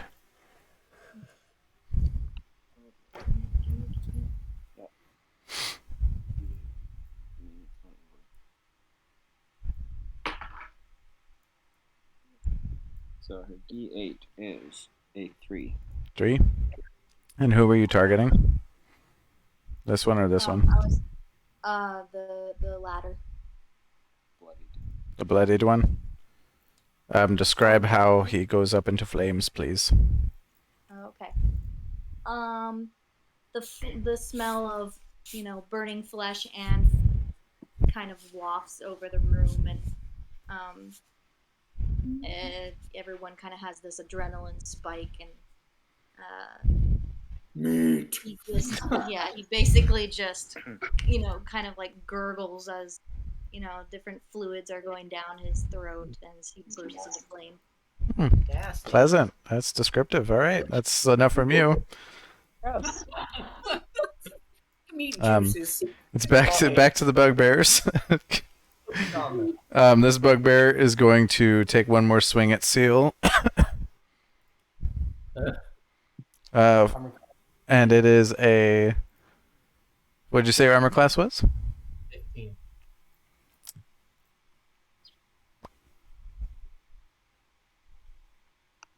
15? Yes. All right, so it's a hit. And oh boy, it's 2d8 damage from the club. Oh, nice. Dealt 7 damage to you. Yeah, that's cool. Neat. I'm gonna kill this fool. I'm gonna kill him. So 7 damage puts you at 10, right? Yes, sir. Yeah, it could be worse. And then in the same turn, the goblin becomes conscious and runs to the corner of the room and cowers, looking away from the chaos. Oh no. He's only out for like 30 seconds. If that. Yeah, I mean, if he's not attacking. No, we're gonna come into the pit. Why the goblin? Neat. Okay, it is now Ciil's turn. All right, Ciil, after doing the 2 blows and then getting struck down with a painful strike, grabs the bow staff from behind his back and does a descending overhead strike onto the goblin's noggin. Okay, roll for hit. 11. Do I get a modifier on that? Yeah, it's +5. So Okay. 16, which is a hit. So roll 1d6 for damage. What? It's a 1. Wow, okay. You guys are horrible. What? You whack him on the head. You underestimated the thick skull of a bugbear. And so it is now Waywocket's turn. All right. I targeted the other one so that Ciil could have his moment, but dang. Yeah, I noticed that you didn't target that one. And it was he pooped the bed, didn't he? This is not his time to shine, it appears. It's okay. It's acting out of his character. His morale. If I try to cast like firebolt, is that Ciil's in the way, right? That would be dumb. Let me see how the spell interacts with that. Firebolt. Hurl a modifier to make his range spell attack on him. It doesn't look like it would be an issue if you like shot it around him, because it doesn't say anything about like. It hits everything within this range of cone of acid. Yeah, and so it's style. like an arrow, and that like I imagine you're not shooting it at Ciil. Sounds good. No, I'm not shooting it at Ciil. I would Yep. like to shoot it at the final bugbear. Okay. So how do I roll for hit on this one? So Firebolt is just a D20 and then it's armor class. Well, what did you say? Armor class? Yeah, so that's for me to worry about. I just roll a D20 and I'll let you know if it hits. Okay, 12. Okay, 12, and that's if you scroll down to your sheet, down to your spell sheet area. Yeah. You get the spell attack bonus, so it's 12 plus 6. Wait, So it's 18, which is a hit. where did you get that +6 from? Bottom of your like spell attack bonus. Yes. I see that now. So you add that Awesome. to the ones that require you to roll, and then the spell save DC is what the other monsters that you make do, like a wisdom saving throw or whatever. That's what they have to do. That's the beat 14. Yeah. So Okay. so 6 So, is 18. You hit. So now you roll the what is it? 1 D10. D10. Yeah. What does a D10 look like? The D10 is the one that's kind of like it's There we go. I got it. like a Well, weird. no, that's a D8. Yeah, it's like a D8 except found it. one more. Rah. No. Once you roll. Oh no. You did not. Are you serious? I really did. I actually. Oh my rolled one. gosh. This one has a 0 on it though, so at least I didn't roll that. Oh, I guess that would have been 10. Never mind. But I rolled a 1. Rolled a 1. Okay, well, that happened. The fire you shot out was like a singe. The bugbear brushed it sparkler. off. Yeah. Sparkler. Ivetta, your turn. Alright, I will once again try to shoot the. Roll a d20. We're going for death by 1,000 cuts. Yeah, There we go. exactly. He's gonna bleed out before anything else. 17 plus 5. Yeah, it's a hit. Good job. Now roll for damage. What does your bow do? 1d8.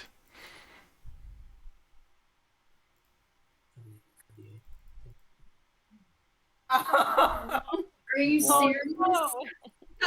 Is it a 1? Yeah. Wow. Oh my gosh, you guys, that's so funny. Whew. Who's next here? We got Desmos. Go for it. You guys are all accurate. You just your hits. Yeah. So, I these guys just poked him with my sparkler. Desmos is gonna run to this bugbear and attempt to strike him with his longsword. Go for it. Oh, 20. No, There you go. Not It's natural. critical. Not Oh, not? Not- Okay. And And then 1d8. so 3. Okay. Is he bloodied? even hurt. 1,000 cuts. Whittling away at this guy the entire time. And so Rangswarthy, it is now your turn. Is he bloodied? He is not. Oh my Oh god. my god. How much damage did he take? Just Yeah, how now? much did you take just now? Yeah. 3. I missed that too. Oh. Rangswarthy's gonna run and vault up Desmos's back and then try to just drive his sword straight down the spine of this beast. Roll hit.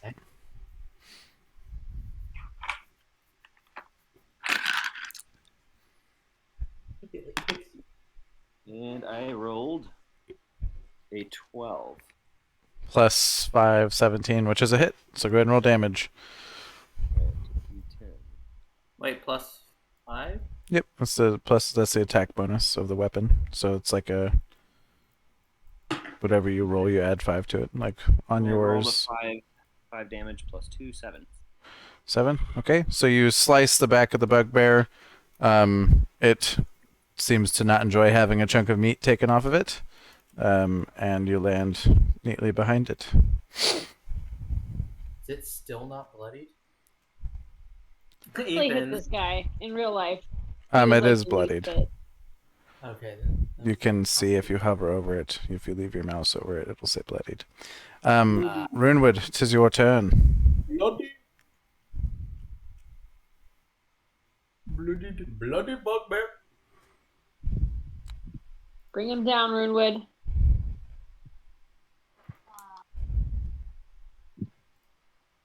Oh darn.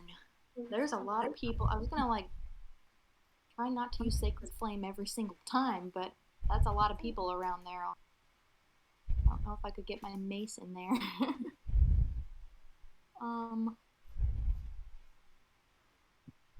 Dang. I'm gonna try Sacred Flame again. Sorry. That's fine. Remind me what do I have to do here? It's a Sorry? dexterity or is it a constitution saving throw? Oh. There it is. It's the Oh wait. wait, you have to roll higher than a 12. But on dexterity or constitution?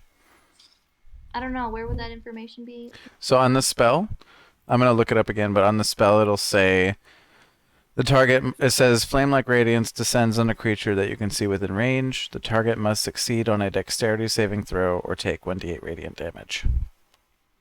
But that's probably not on my sheet though, is it? No, so I would just keep a list of your spells, like I would write them down. Okay. Yeah, at another time and just know, like you have like little Hey, what's flashcards. that app that you sent me?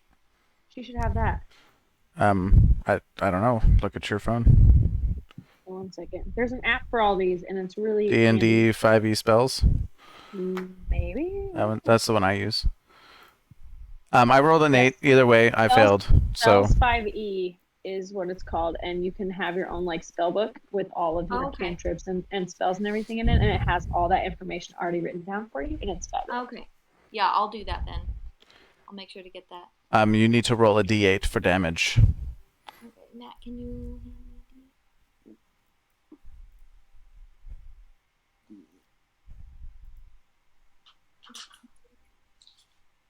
Alrighty, let's see. Dang it! No! You weren't rolling your own dice. You were No, that's the dice that I She rolled. rolled a 1. A 1, really? Okay. Yes. Yeah, that's the literally 1,000 cuts. And then I think we're bringing it back to the top, which is the bugbear's turn. The bugbear turns to hit Desmos. What's your armor class? 19. Oh man, just barely. Swings the club down, and just barely hits the front of where your foot is, but fails to actually hit you. Ciil, it is your turn. What to do with this man? All Hey, right. that's awfully cocky considering the 1 damage you guys Yeah. have been doing to this guy. In Yeah. real life. I'm going to forebear's fist him in the face Do because it. I'm sick of his bull honkery. Roll to hit, my friend. Or is it a my saving? You save. You're doing. So I have to roll higher than a 12. I did not. I rolled a 4. So where'd you get 12 from? On the bottom of your spell sheet, or on your character sheet, that third Okay. page says spell save DC is 12. Neat. Yeah, look at that. So now you roll damage. Alright, and that is a D8. It's a 1. What is happening? Oh gosh. I think your die are waiting. Everyone. All at the same time. Come on. On this specific second.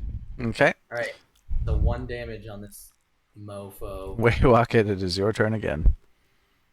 Jeez. Oh my word. Love it. It's Yeah. amazing. What have I not done? I haven't told the dead. I will toll the dead. Okay. 'Cause I don't think bugbears are very wise, so take yourself a wisdom saving throw. Wisdom saving throw. Yes. Okay. I fail the wisdom saving throw by 1, so I take whatever damage that is. 1d12 of necrotic damage because you were missing some of your hit points. Okay, go ahead. 11! Wow, okay. Well, describe how you murder this bugbear. Finally. A furious ringing bell fills the air around this bugbear as his head explodes with the sound, and he dies. Oh. Nice. Okay. Well, you have killed all the bugbears. The goblin is non-combative. He turns around to see the room is empty of bugbears, but filled with terrifying party members, and cowers in fear. Alright. Desmos is gonna grab him around the waist, one arm, and then start dragging him down the stairs to the chasm. Right. I knew Ciil that was reaches out a bloodied and glowing hand, places it on Desmos' chest. Wait, why would we throw a living corpse in when we could throw a dead one? The goblin. It would be fun to walk. Really? Oh my gosh. Never to take a goblin's life just because it would be fun. No, I'm going to take the goblin's life to help us find our friend. Desmos, I think you're a good man, kind of. But Well, then get out of my way. I believe you're blinded by goblins. Take one of Who these. doesn't hate goblins? Ask Me? Well, you've been sheltered your whole life, or haven't you? Ciil stays silent, trying to think of a comeback. Let's think of one. It's not right, he says after about 5 seconds of thinking. Based on whose standards? Ciil looks around. All of ours, perhaps? What are we gonna do anyway?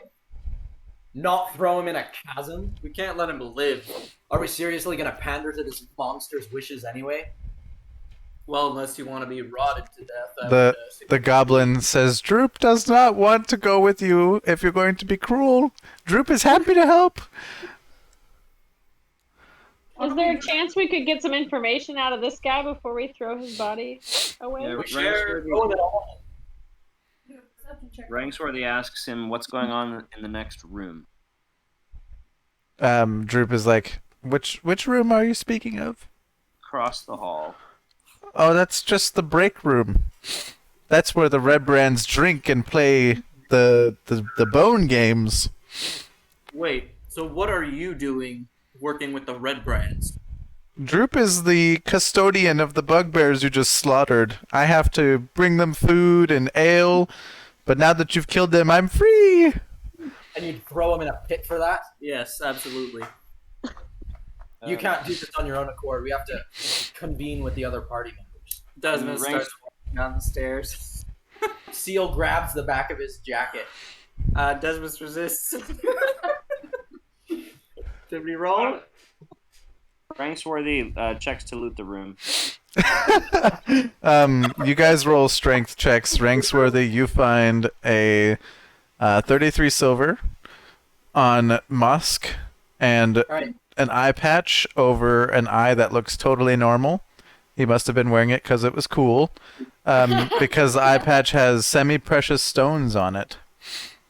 I suggest You also find an iron key that seems to match the wearer of the door of this room. Right. surely Shaye hasn't been Lock people in this room. Yeah, let's just lock the goblin in or something after we get everything we want from Right. Hannah needs a turn. How many pieces of silver? 33. Yes.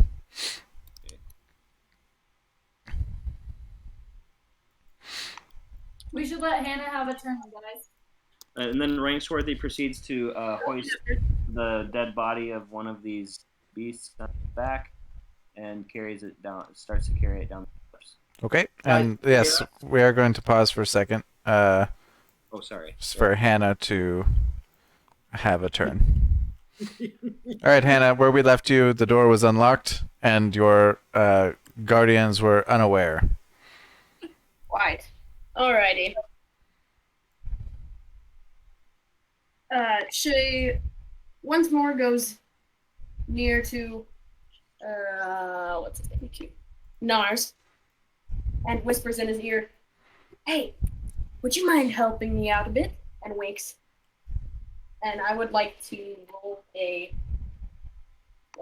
persuasion. Sure, go for it. Oh, that's the wrong place.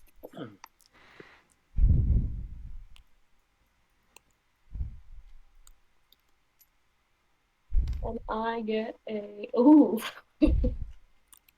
I got a 2. What's your persuasion? 4. 4, so 6 total. He doesn't seem entirely convinced, like, as you haven't given him a plan, but he says he's willing to help if it's not crazy. All right. So I lean in close. I need you to just play along with me, and if I say I hear something, I need you to confirm it in the most helpful way possible. He nods and says, yeah, that's a good idea. Good lad. Then, sauntering over to the bars, Shaye leans up against it, fully into a fictional character, roll, and gets the guard's attention. Okay, they're looking at you. Yes. Clearing her throat. You know, back when I was a wee lassie, I was the second worst gardener. They called me Little Greens the second, because I killed every plant I touched. She looks knowingly at the guard, waiting for a response. The guards are like, okay.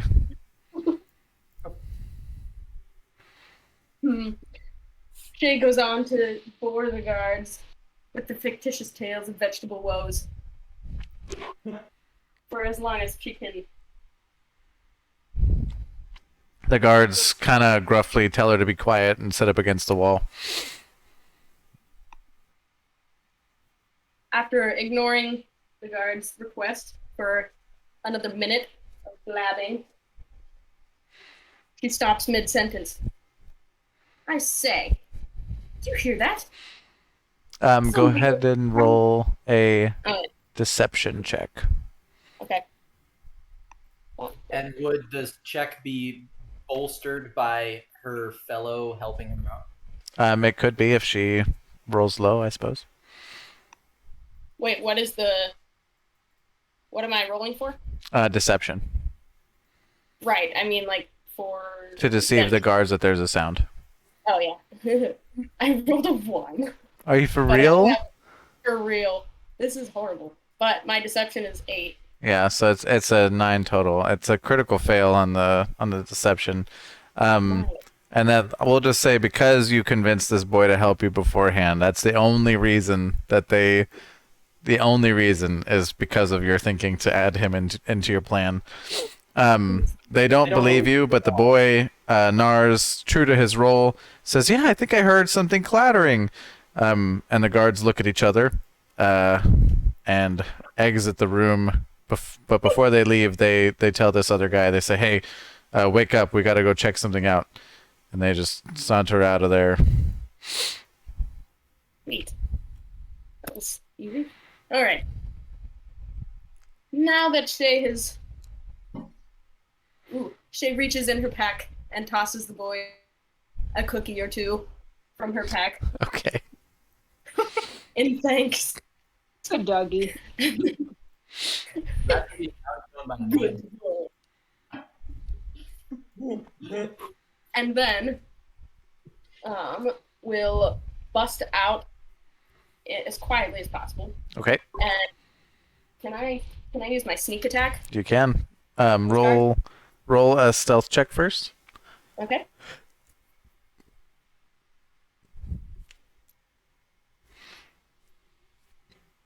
Okay, 14 plus 6. Yeah. So 20. He does not notice you busting out of the door. Okay. And you are welcome to sneak attack him. Okay, I shall do so. And then, yes.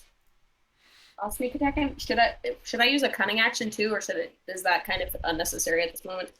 Let me look 1 second. So, sneak attack. Once per turn, you can deal an extra 1d6 damage. So you have a dagger that you. Well, what are you gonna be using? A short sword. So 1d6. So you'll have an. So you'll have 2d6. If you have an advantage on attack roll. Somebody finesse right. You don't have advantage. And then the cunning action. It's just an Oh extra no. Yeah, that's not what this is for really. You can only use your cunning action to dash, disengage, or hide. Oh, gotcha. Okay. So roll 2d6. Okay.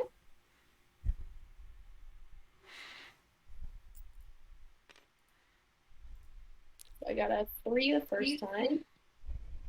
And wait, I'm doing it twice, correct? Yep. Okay. And then a 2 then second time.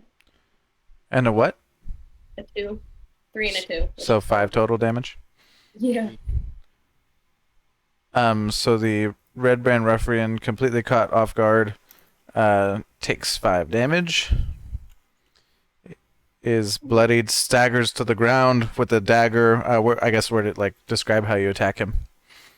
I'll rush forward and flip him to the ground and stab him while doing so. Okay. Where do you know like where you stab him? In the chest. Okay. By So as hard as possible. okay, so he's got a sword stab wound in his chest. The women in the cell across from you gasp and leap forward, shocked at what they see.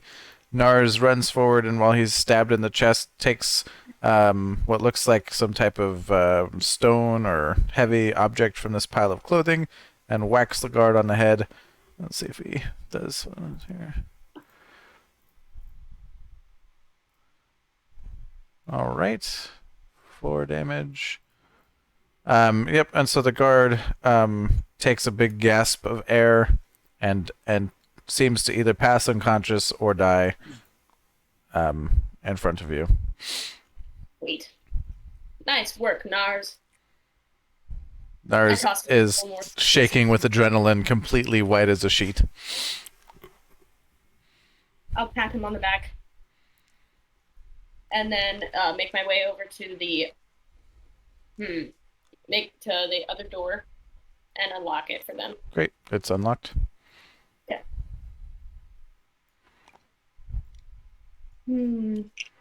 All right, and then I will do a perception check and listen at the door to see it, or peek out a crack in the door to see where the other guards are. You listen at the door and hear silence. Here's the sound of silence. Yes, you hear nothing unusual. Okay. All right. Well, can I see anything? You can open the door and peer inside. Yeah, I shall do so. Well, I'll do it very sneakily. Should I do a stealth check? Yeah, that's fine.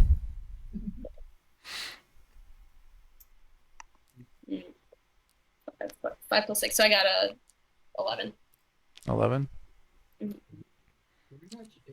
You open the door stealthily enough that you notice as you peer into the room, you see 3 large sarcophagi stand within this dusty crypt, and propped up against each sarcophagus is a human skeleton clad in bits of rusty mail. False columns along the walls are carved in the image of spreading oak trees. The double doors in the southeast corner are sheathed in tarnished copper plate. No people. Besides the dead ones. Besides what? Besides the skeletons, right? I will inform you that they are animated skeletons. Oh, that's You notice that they are standing there with weapons and look ready to strike at someone. Don't go that way. You don't say. All right.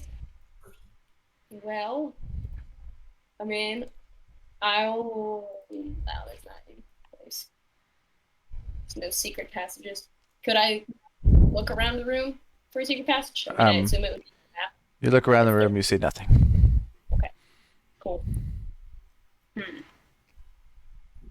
While Shaye thinks of her plan, we go back to the party.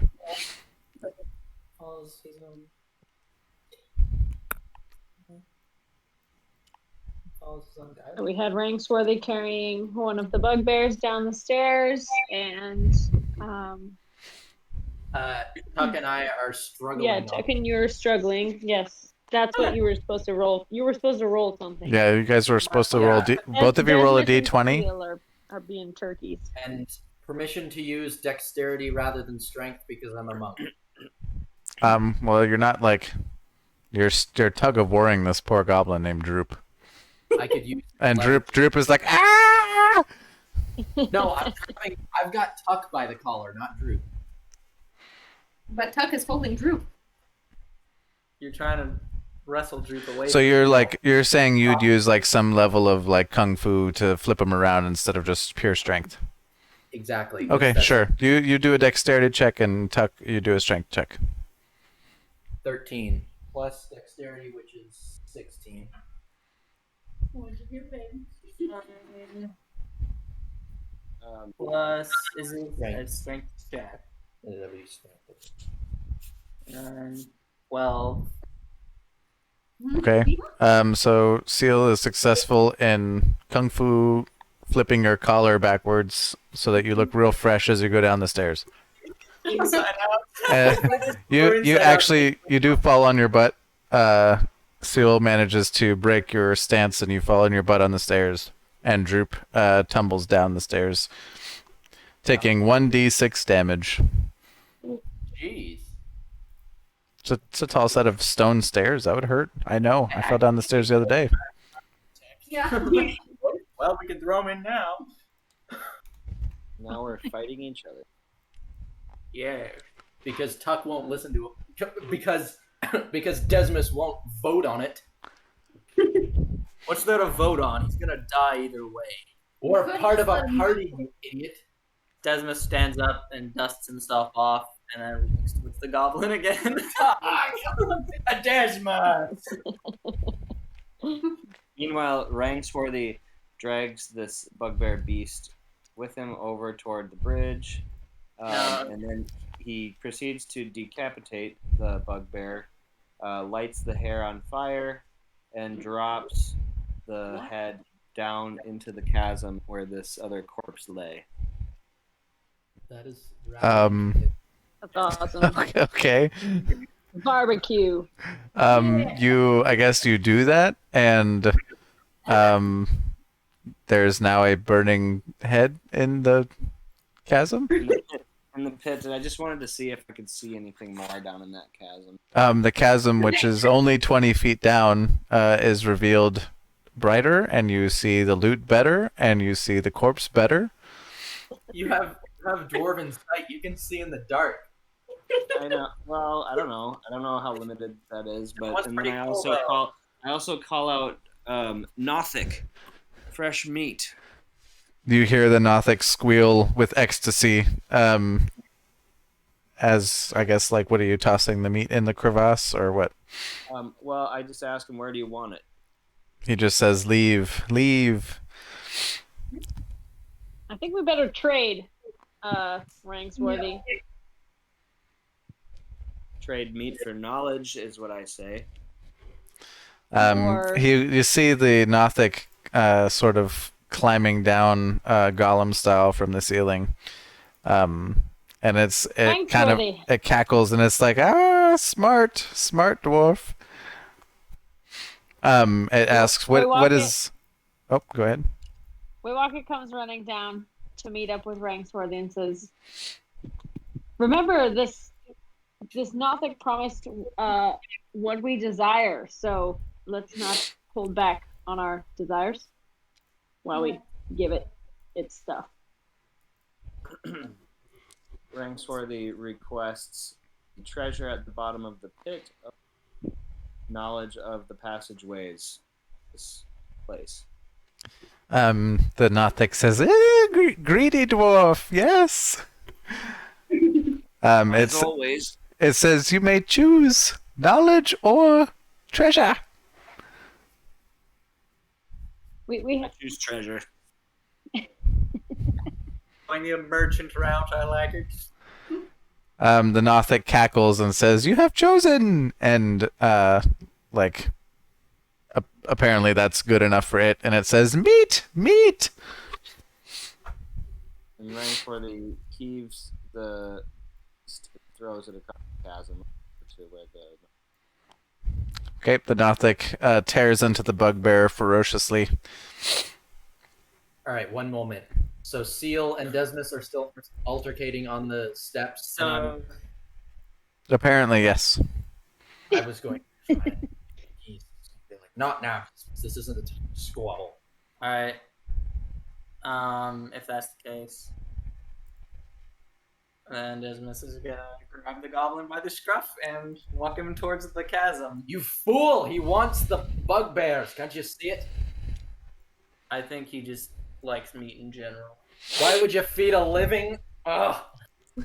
Ciil exasperatedly runs past Desmos and pleads with the rest of the group to vote on the matter. Droop sees the Nothic feeding on the bugbear, feels the intents of Desmos, and shrieks, "No!" There's no need. And Desmos No. stabs. Stop! You gotta wait for us to vote, you turd. I do? I mean, no, but Yeah, Desmos- talk. What happened to making this fun for everyone? you gotta let other people interject. You can't just talk so fast they can't do anything.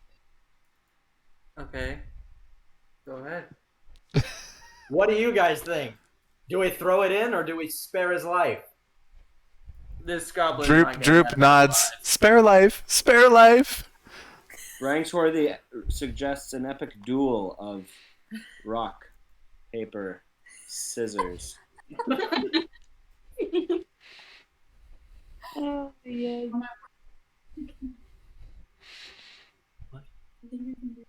Between who? It doesn't seem as though anyone has anything else to say. I don't care. Ciil shakes his head and turns away, not wanting to watch. Nothic, do you prefer dead or alive?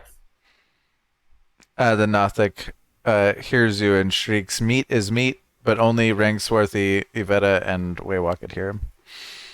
He said meat is meat. All right. Waywocket runs to stop.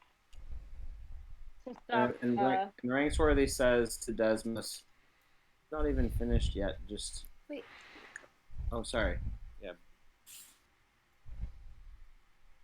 Waywocket runs to stop Desmos and says, "Wait.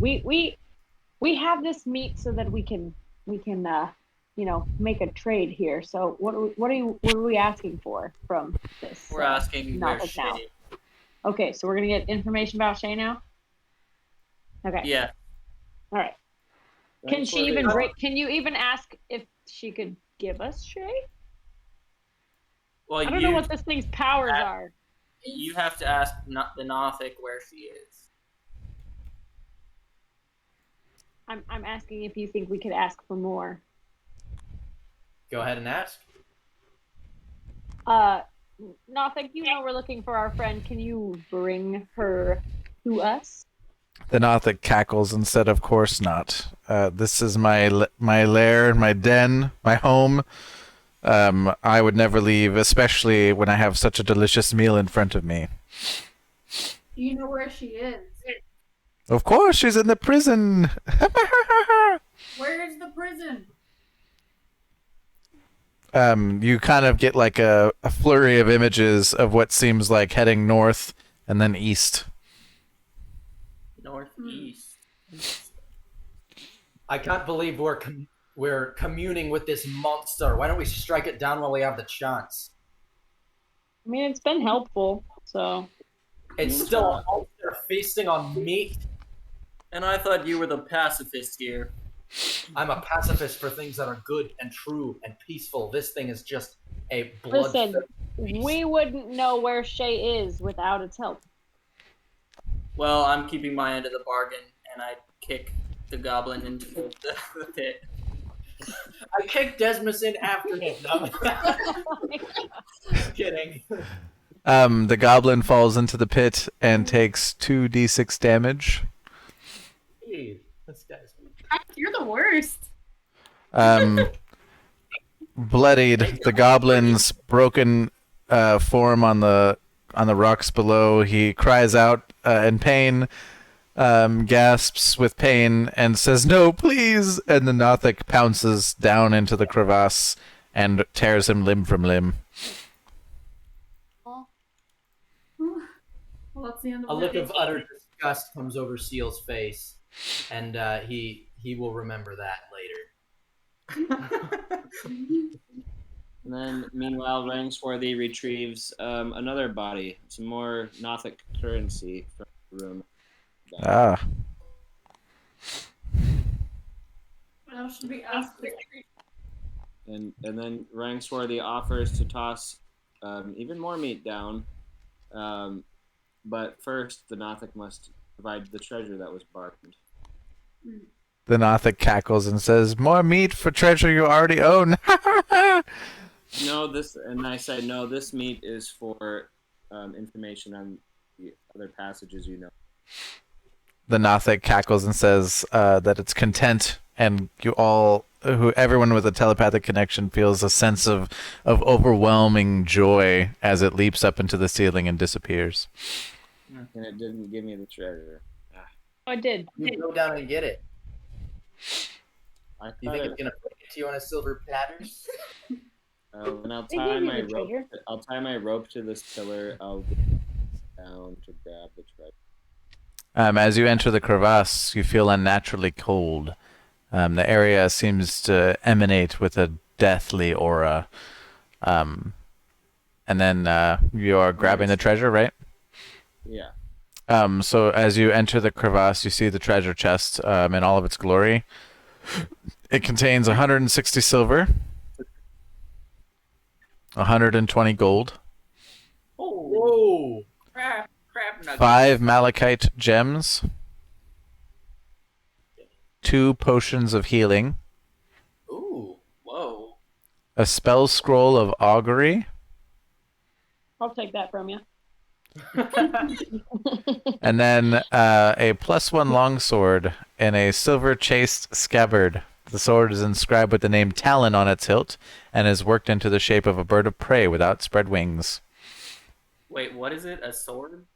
A +1 longsword. Desmos deserves the sword in the back, not in his scabbard. I didn't say anything. Desmos is a smith, so what does he know about the malachite gems?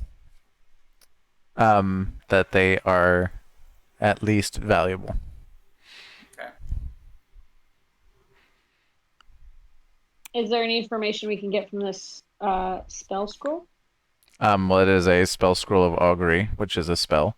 So basically, okay. but you can use that spell scroll without using a spell slot. It's like essentially a usable item, and when you cast it, you receive an omen from an otherworldly entity about the results of a specific course of action that you plan to take within the next 30 minutes. And then I can choose good results, bad results, good and bad results, or nothing.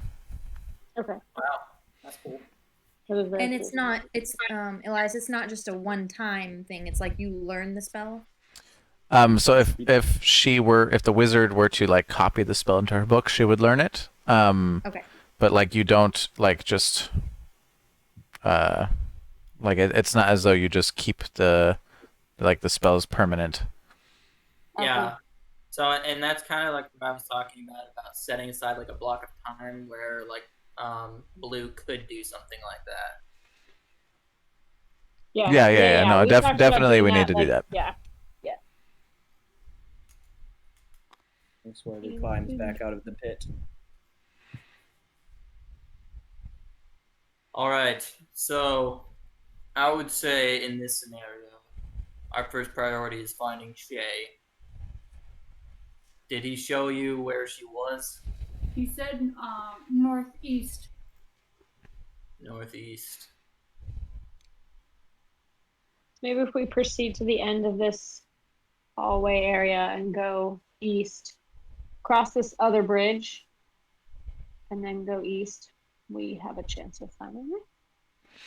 Rangswarthy would like to stealthily just check around this corner. Oops, I think I just dropped myself. You're checking around this corner. Just stealthily. You see another staircase, this time leading up with 2 doors, one on the left and one on the right. Same as last time. Creeps up and listens at both doors. At this door, you hear the same sounds as before, raucous clattering and loud yelling, etc. And then on the door to the right, you hear nothing. Desmos approaches the bridge. This does not look sturdy at all. I'm not sure if I'm gonna make it across by regular means. You could jump. I could throw you. You could just go to this part right here and jump. Yeah, that's true. Yeah, that is pretty narrow, I guess. Is the other bridge in just as bad shape? You notice that the bridge in front of you is in better shape than the bridge south of you. Oh, okay. Ciil leaps the distance. You successfully do so. Desmos is gonna like press a foot relatively solidly, but not like commit to the step on the first plank. The bridge seems steady. All right. This bridge seems pretty safe to cross, so he's gonna walk across. Nothing happens except for your transportation from one location to another. Yeah. Follows. Mm-hmm.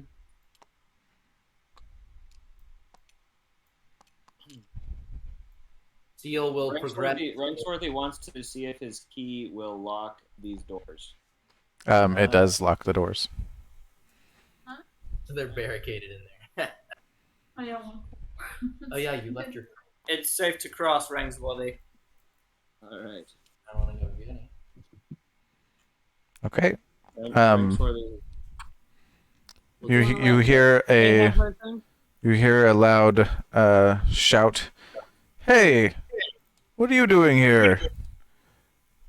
And you see 2 guards, 2 red brand ruffians in this storeroom notice you cross the bridge. You're welcome, you guys. Just gave you some guards to deal with. Cross. Rangswarthy says it was Nothic feeding time. And then he proceeds to strike. Okay. Sure. Roll a d20. Is everyone taking initiative? We'll not take initiative for two guys. I rolled a 2. You miss. Ciil is going to hurl a dart at the guy on the right.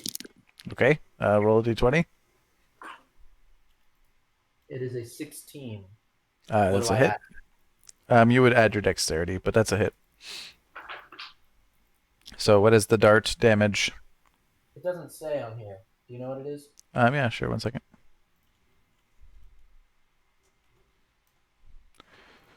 A dart does a 1d4. Oh, that's pathetic. 4. Nice. Nice. Well, the one on the right, you said? Yes. Okay. Alright. Like a poison dart or just like a regular dart? Well, he hasn't poisoned it. I stabbed him in the cheek.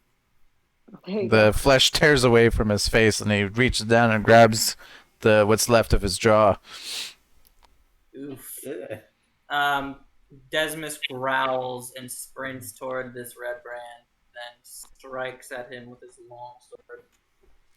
Okay, roll a d20. Oh shoot. That's 7. You miss.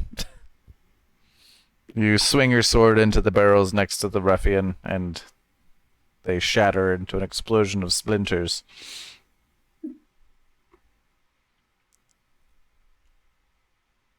Waywocket's gonna run over and cast the cast Toll the Dead on the one of these guys has already taken damage, right? Now, whoever got hit by the dart, who's that? The one on the right. Okay. So to the one on the right, and so wisdom saving throw. Okay, so I will roll a d20. Okay. Plus my wisdom, that's a big fail. You failed? Okay, Oh, so yeah. I do 1d12 of necrotic damage, and I rolled 7. 7? Okay. So this, what is it, necrotic damage you said?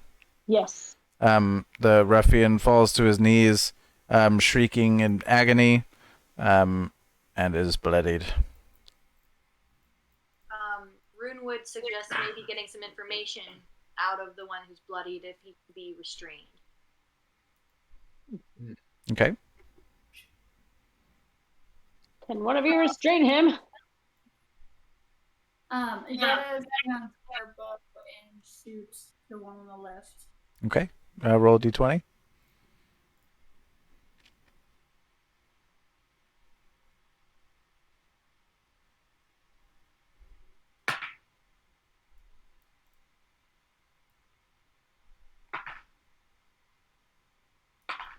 That's a lot of rolling. What did you roll? I'm practicing with my heavy die, just seeing like what the deal is. And what did Hadassah roll for her hit? A 6. Plus 5, which is 11, which is a miss.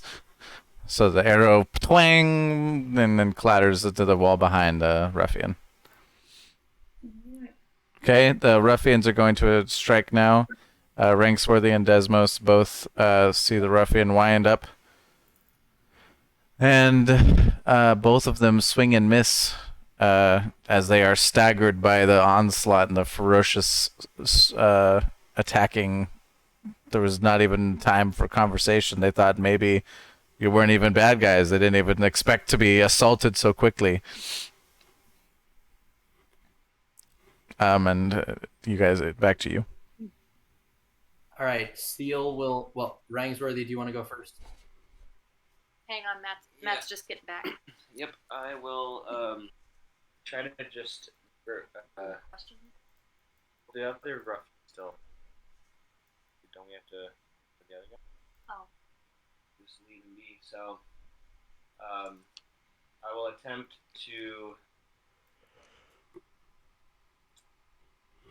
shove him to the ground with my shield so that I can stab him in the gut with my dagger. Okay. So I guess go ahead and roll a d20 for strength to shove him.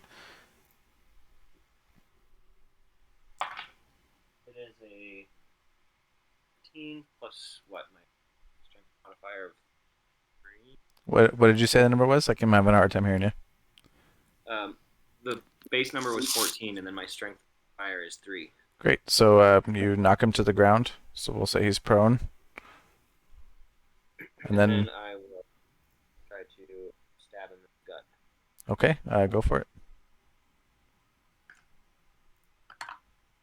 It is an 18. And then that's a hit. So what damage? Was that your d10, your longsword? Yeah. Or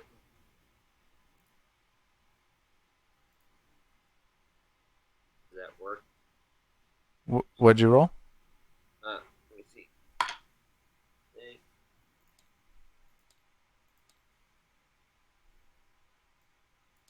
You might want to get closer to your mic. Yeah, I 4. can't hear you. Okay, so 4. Okay. So he does take 4 damage.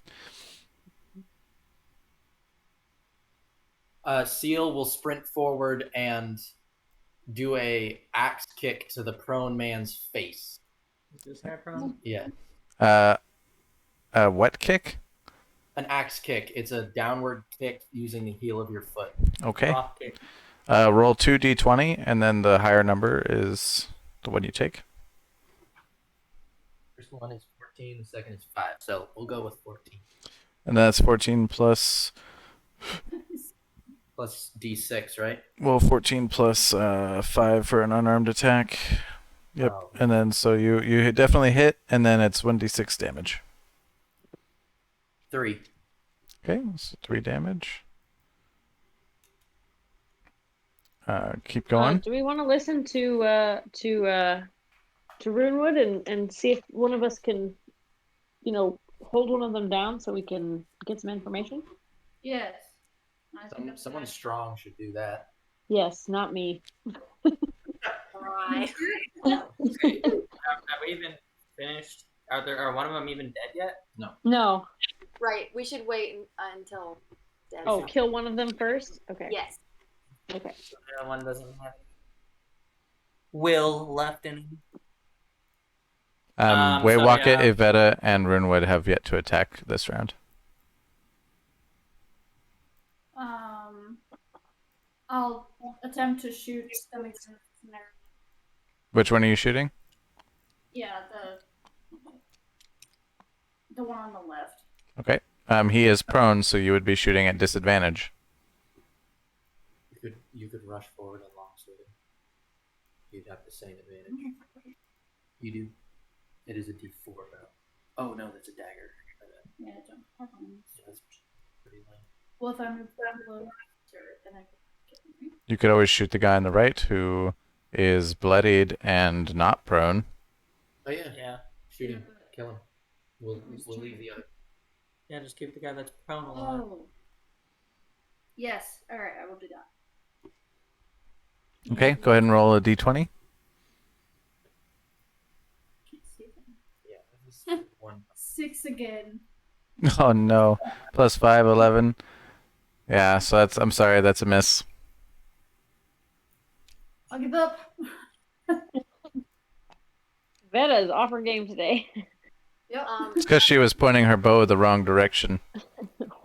These classic ranger mistake.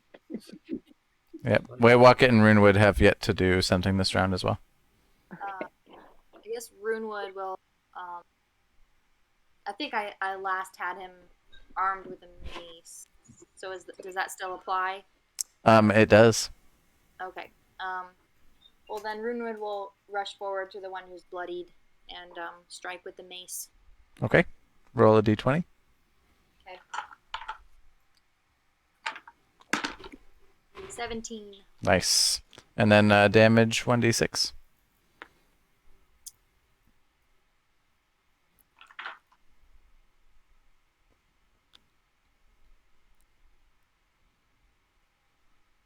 Three. 3. Okay. The ruffian goes completely unconscious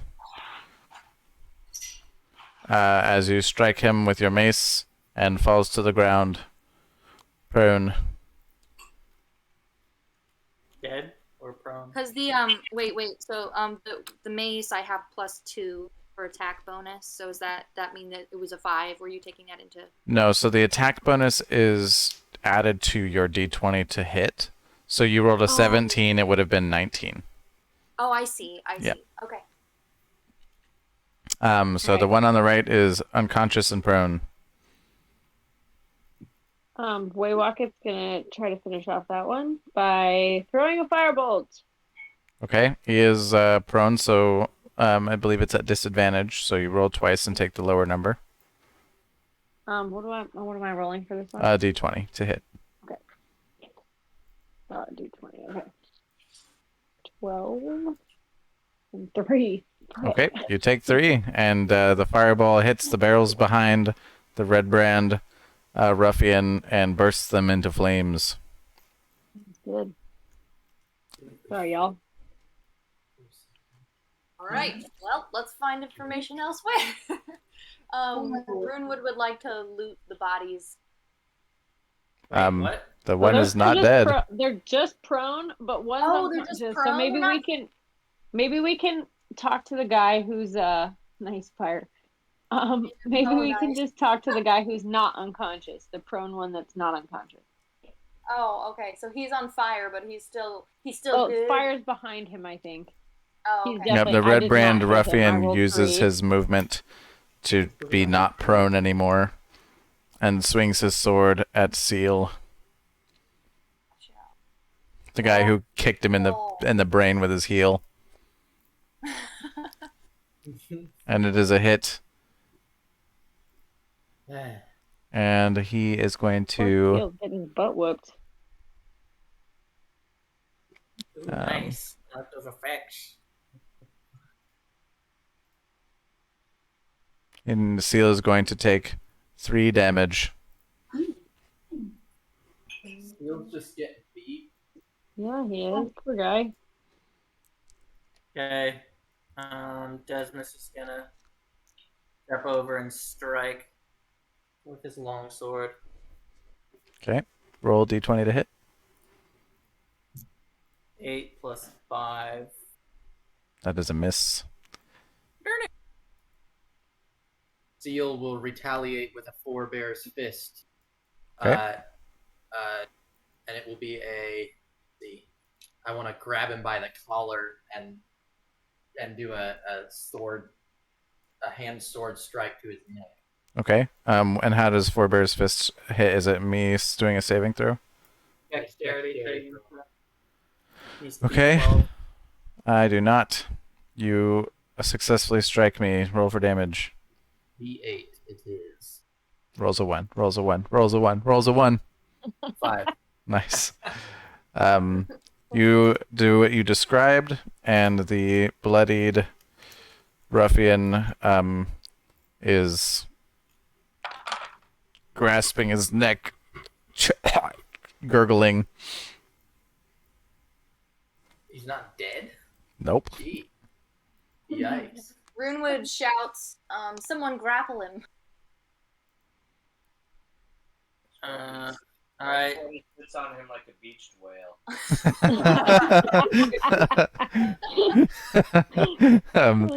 The ruffian goes down under the weight of the beached whale. And now we have two. Wait, so one of them's unconscious and prone, and now we have this guy who's just being squished. Yes. I know. Like, are we gonna kill these guys in cold blood? Who are you questioning? The contest one. Yeah, one of them's being This guy, the beached. The beached. Although I might have just crushed his larynx, so I don't know. Question him. We'll read this real quick. This area is the north end of a very large natural cavern, but it has been finished with dressed stone block walls and a flagstone floor. Several barrels are stored against the walls here, along with a number of empty crates, straw for packing, hammers, pry bars, and nails. The cavern continues for some distance to the south. You can make out several passages that open up off the larger cavern and what looks like a deep pit or crevasse in the floor. Obviously, you guys have already been through that area. The barrels that are on fire are no longer salvageable, but you notice that this just looks like regular, like provisions anyway.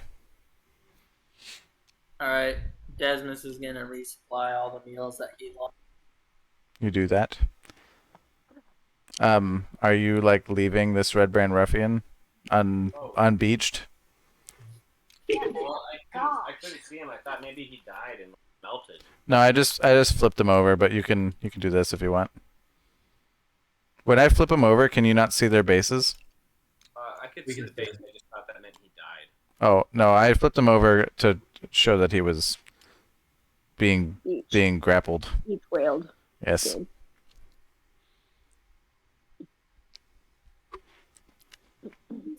Still having a whale.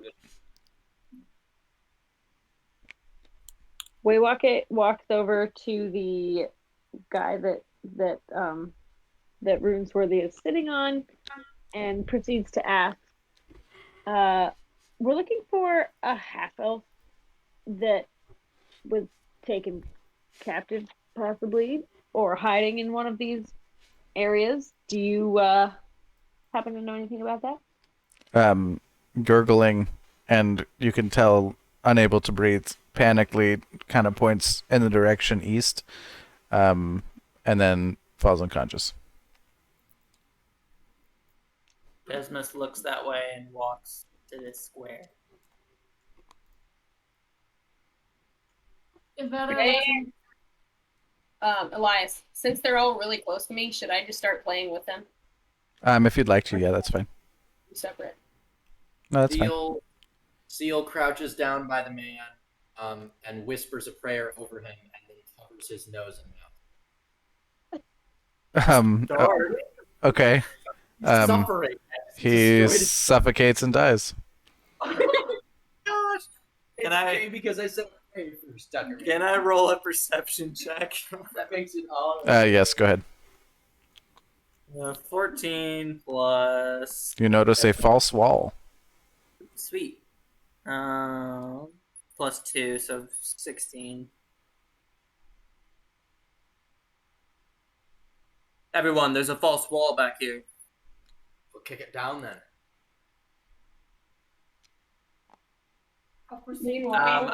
I try pushing against the wall. It swings open silently. I'm gonna peek inside, just my head. You see a door to the right and a door in front of you. There's 2 doors in here. Meanwhile, Shaye is gonna Because of that. to this pile and dig through it to see if she can find anything interesting. It is a pile of dirty rags and just discarded clothing. No treasure for you. It wasn't worth a shot. And she will try to sneak in and kill one of these, or at least that's a really stupid idea.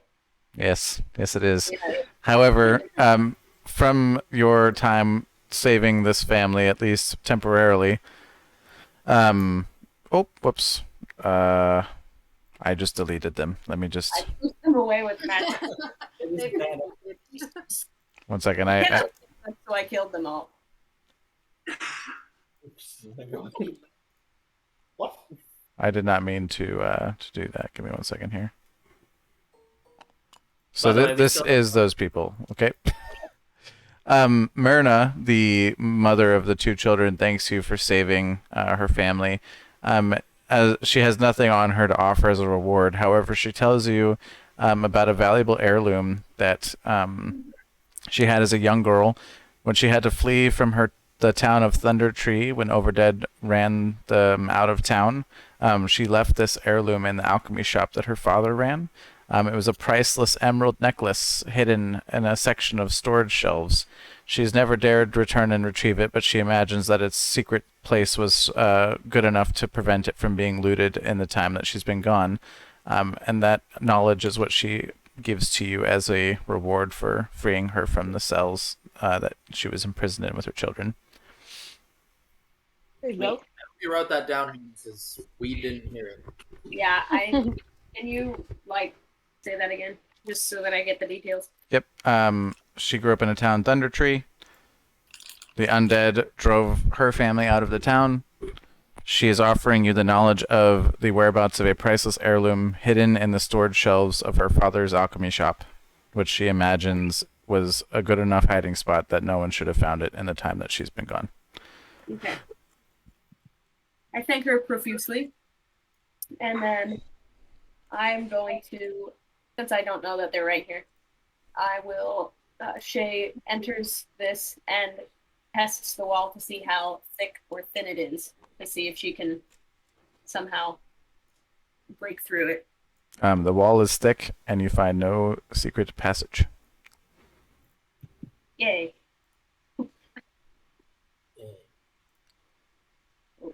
I'll walk back out here. Well, switch back to them while I'm thinking. Okay. I kind of missed it. I had to go see my baby because she was crying. So, wait, are both of the dudes dead now? The one on the left is dead. Ciil smothered him, and the one on the right is unconscious still. Ritually and religiously. It wasn't Oh, out of... Can Runewood loot the body of the dead guy? You may. He wears a distinctive red cloak of the red brands, and carries on him 10 silver pieces.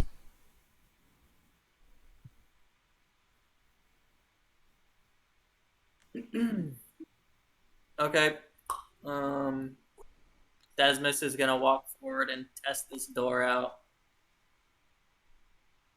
Okay. It is locked. Ah, blast it. The door's locked. Rangswarthy has a Rangswarthy, does your key work? Let's just see. Rangswarthy. It moves forward with them. The key fits the lock perfectly, and it opens the door almost silently. Oh.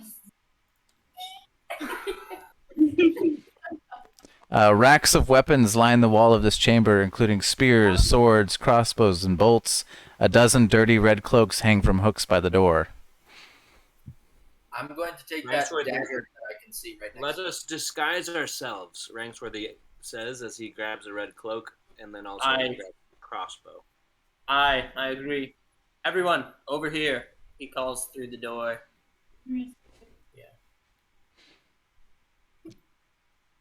Ciil will grab a cloak, and Ciil will grab a dagger. Yeah, Desmos is gonna grab a red brand cloak and a spear that he left way back in the other room. And Rangswarthy says, how about a new longsword, eh? Ah, yes. I just have this dirty old goblin longsword. Thanks for reminding me.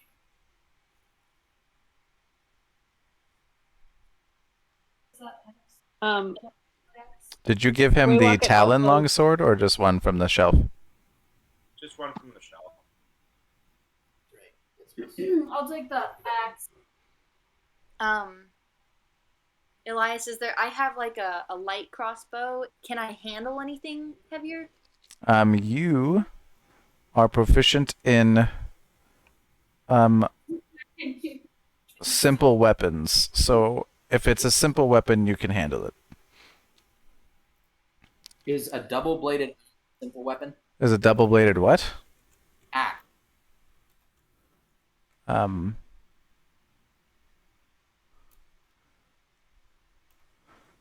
me look here. 5e.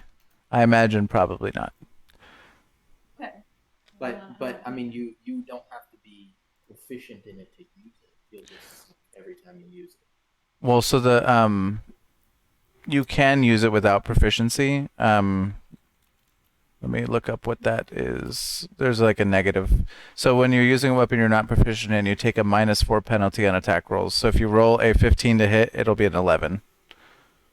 Yikes! I don't know. I do. So if there's a weapon, is there a weapon you wanted to use in this like list that I gave you? Keep in mind you're primarily a spellcaster. Right. Are you talking to me? Or are you Yes. talking to- Yes. I actually wasn't here for. You're probably fine. Oh, so it's a room with spears, short swords, long swords, and light crossbows, and bolts for crossbows. Oh well, then I'll definitely grab some.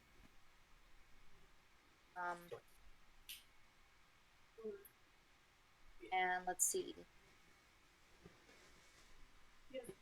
Are there any throwing axes or javelins in it? There are not. Okay. So, but you said a short sword. Yep. Is there a short sword? And that's something I'm not seeing that on the list of simple weapons. Is it not? No, I'm seeing like rapier, scimitar, glaive, crossbow, Um, sword, longsword. The heck? Yeah, so simple weapons are club, dagger, great club, hand axe, javelin, light hammer, mace, quarterstaff, sickle, and spear. So a short sword and a long sword are not in the cards for you. Yeah. Okay. Well, then I'll just have the, since I already have a light crossbow. Okay, sounds good. I'll grab some bolts too, since I. So how many bolts am I allowed to? You can as many as you want to carry. You have 20 now. It's up to you.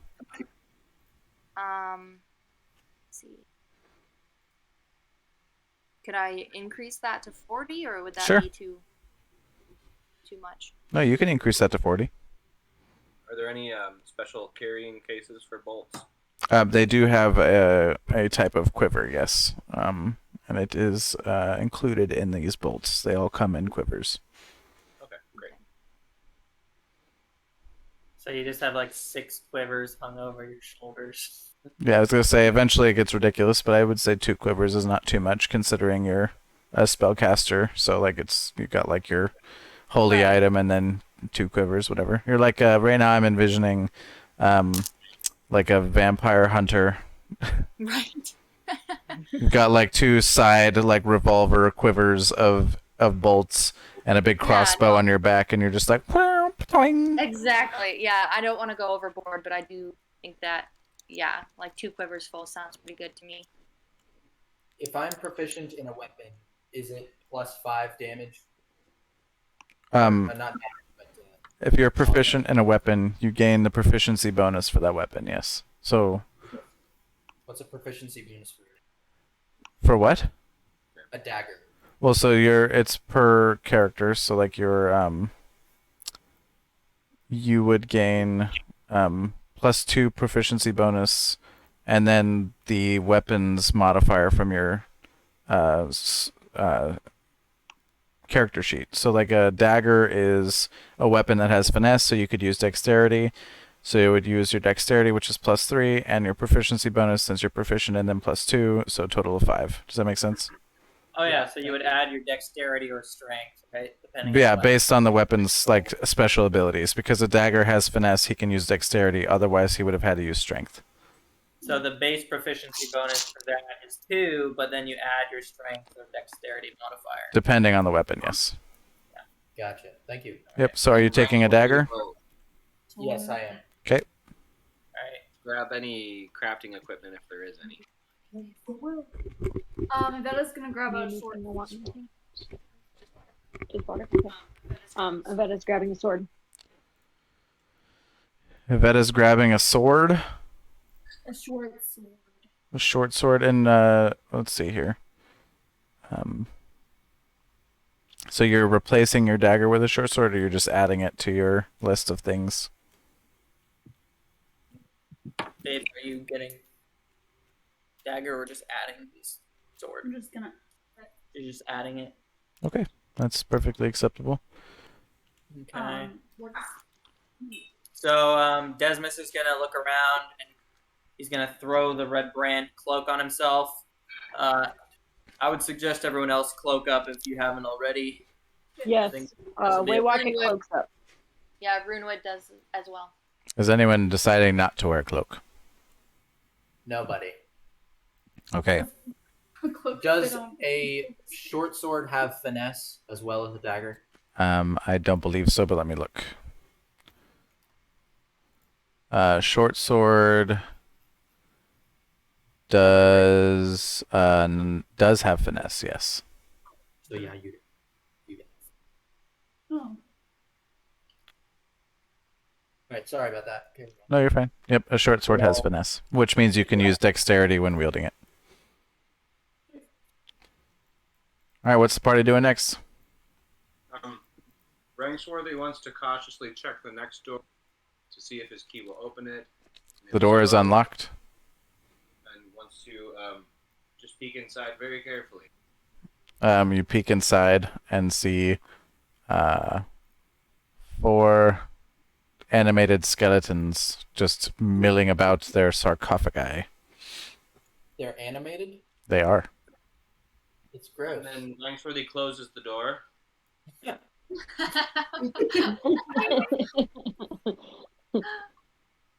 What is locks it. He informs the party that there are skeletons roaming about the next room.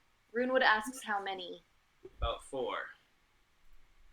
And Is Runewood there an asks escape what out of that type room, or is that like the end? Sorry. Continue. No, that's okay. Runewood also asks what types of weapons they're armed with. Rangswarthy says, I don't know. I didn't stare long enough. Shaye is gonna listen because do a perception check because she thinks she heard something. You noticed while you were peering through the door, you saw Rangswarthy open and close the door across the way. It's like Popeye. I shall try.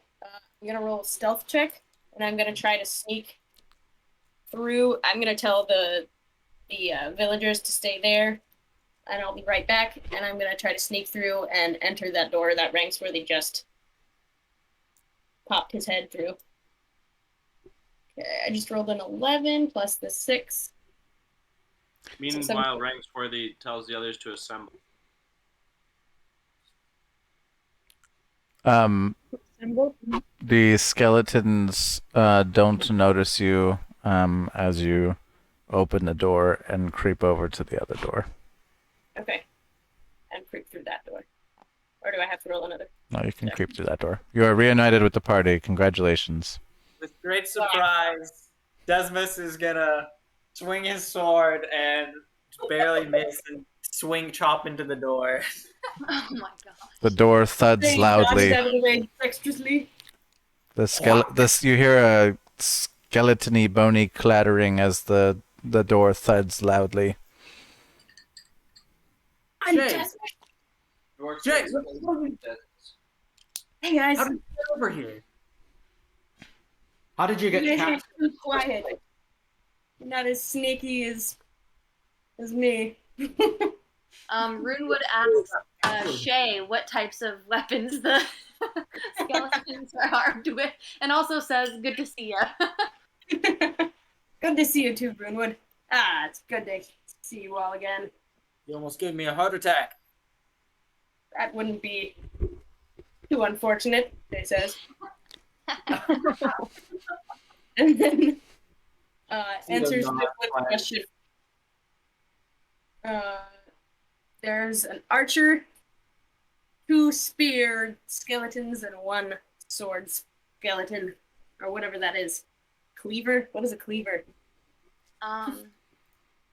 Runewood then asks Shaye if she needs something to eat. The Red Brand's brutes aren't too smart, and they left me with all my provisions. I've had a couple cookies. Thank you, though. Victory cookies.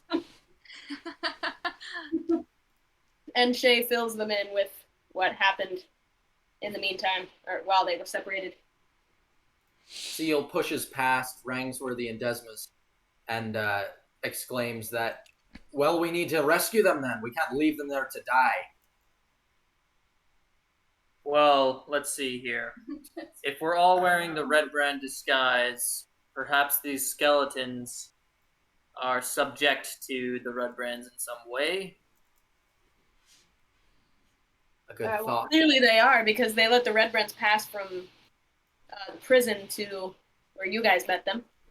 If that's the case, Desmos pauses, walks into the weapons closet, grabs a cloak, and brings it to Shaye.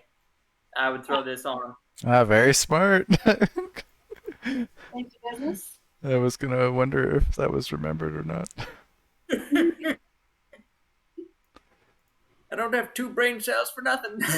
Waywocket pipes up really quickly to say, I think we all need to make sure that we communicate with each other before we run off, so something like what just happened with not finding Shaye doesn't happen again. I'm so glad you made it back to us safely. Everyone looks Runewood chimes in. I have a suggestion, Shaye says. Waywocket and Runewood should probably stay behind, because they're not exactly the right stature for Red Brand's ruffians. We've got Just enough stature.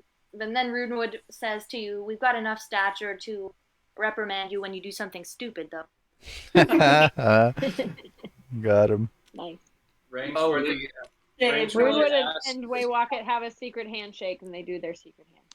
Yes. Gnome shake. Gnome shake. No one else can see it because it's so low to the ground. Rangsworthy asks Shaye, how many cloaks do we need for them? These captives. There are 3. Two children and 1 unfortunate wife. Oh wait, no, she doesn't know that he's dead. Never mind. Rangsworthy grabs 3 more cloaks. All right, Shaye, you should probably lead the way since we're strangers to these people. Before we go, are we just gonna leave the unconscious a guard outside? Should we kill him? That's a very good point. Let me handle that. So Desmos walks out slowly, and you don't hear anything, and you can just assume the rest.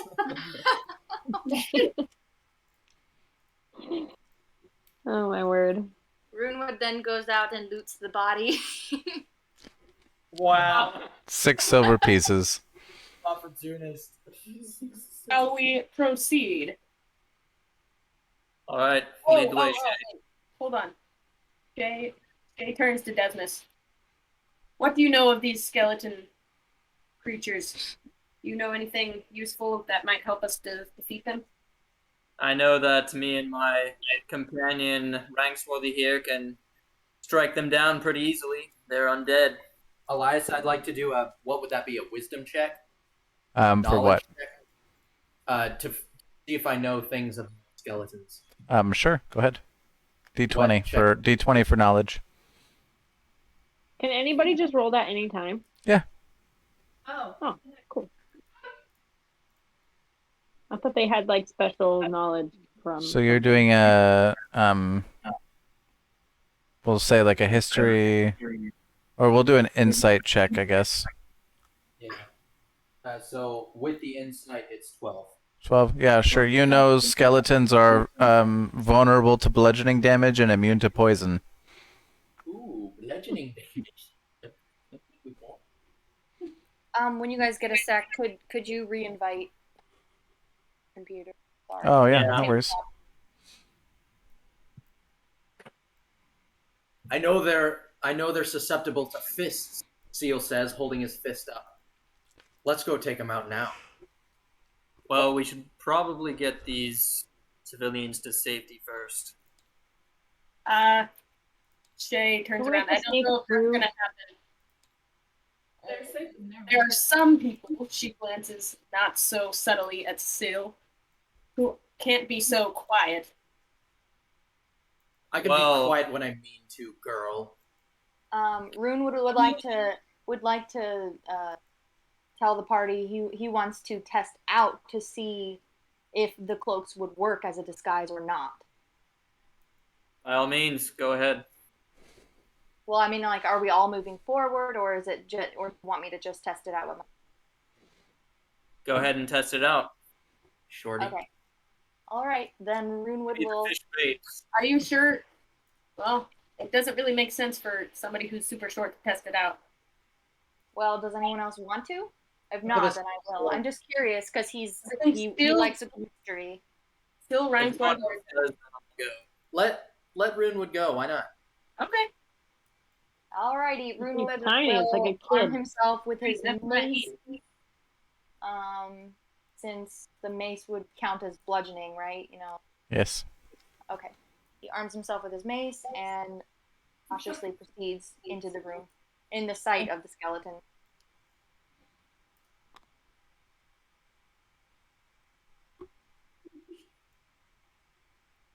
And Nothing happens. Oh, nothing happens. Okay, well then Runewood reunites with the party and kind of excitedly says that the disguise works. and there was much. Come on, guys. My character trait is that I like a good mystery, so I want to see if it works. So Rangsworthy says, Oh, okay. "Hey, go on." All right, I proceed through. Shaye, I would lead the way just so we don't scare these. Shaye walks through the door, nods to the skeletons. The skeletons kind of do like a little. Ciil walks up to a skeleton and gets in its blind spot. The skeleton, having no eyes, has no blind spot. Runewood kind of beckons to Rangswarthy since he has the cloaks. Proceed toward the Shaye, refugee. pulls off her cloak and introduces her new acquaintances to her friends. Ivetta proceeds to go into the. Rangswarthy says, "Put these on."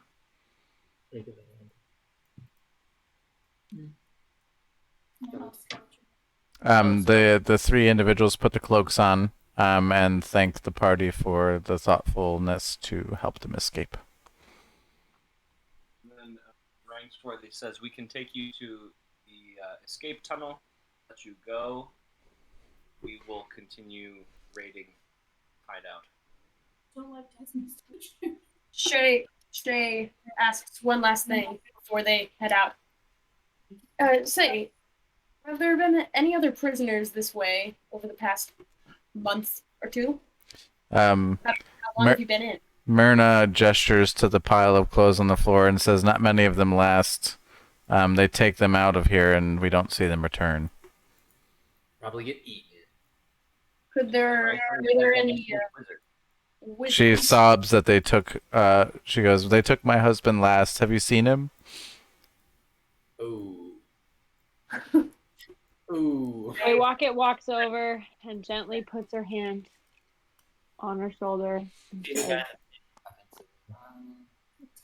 "We did indeed. He did not make it." Her sobs grow quiet, and you see her shaking with cry. We just hug. Oblivious to Hugging the it out. touching moment in the other room, barks at the skeleton's face. "What master do you serve? Who do you listen to?" The skeleton understands you, but has no ability to speak, and just kind of tilts its head at you, questioningly. "Do you serve me, pile of bones?" The skeleton does a little. Desmos peeks into the door and says, "Shut up! What are you doing? Ciil glares. Are you at trying him. to get us all killed?" I'm trying to have a little fun. He grabs the family and has them just follow him past the arguing party members. The two children and the sobbing spouse follow the dwarf. They do not have dark vision, so they are unable to see into this cavern. Rangswarthy will light a torch. Shaye will stay in here and whispers to Ivetta, "You know if are we fighting these creatures or just gonna walk past?" What's the use in fighting them when we can just leave them? What's the use in killing the goblins in that cave last night? It was to save Phandelver, wasn't it? This is right in Phandelver's doorstep. Ew, shut up. Well, if we kill the master of these skeletons, they won't be a problem.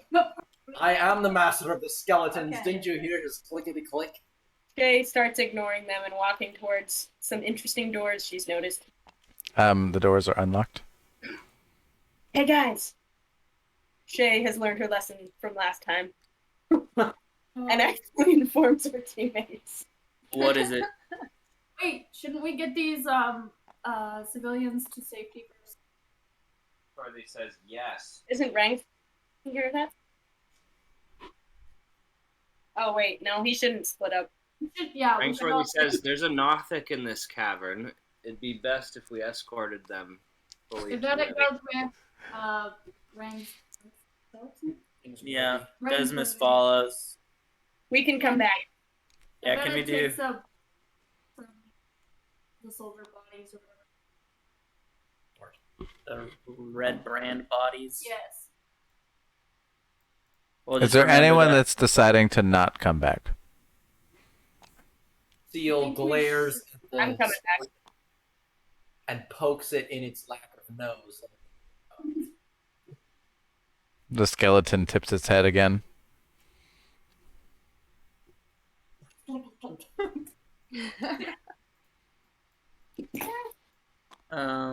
we're all going out, right? And then Yeah, can coming. we, like, is there going to be an encounter, or can we intermission this part? You can intermission this part. It's fine. Are you taking them out of the cave? Yeah, just taking them and then they will leave. Okay, sounds good. Let me uncombine them.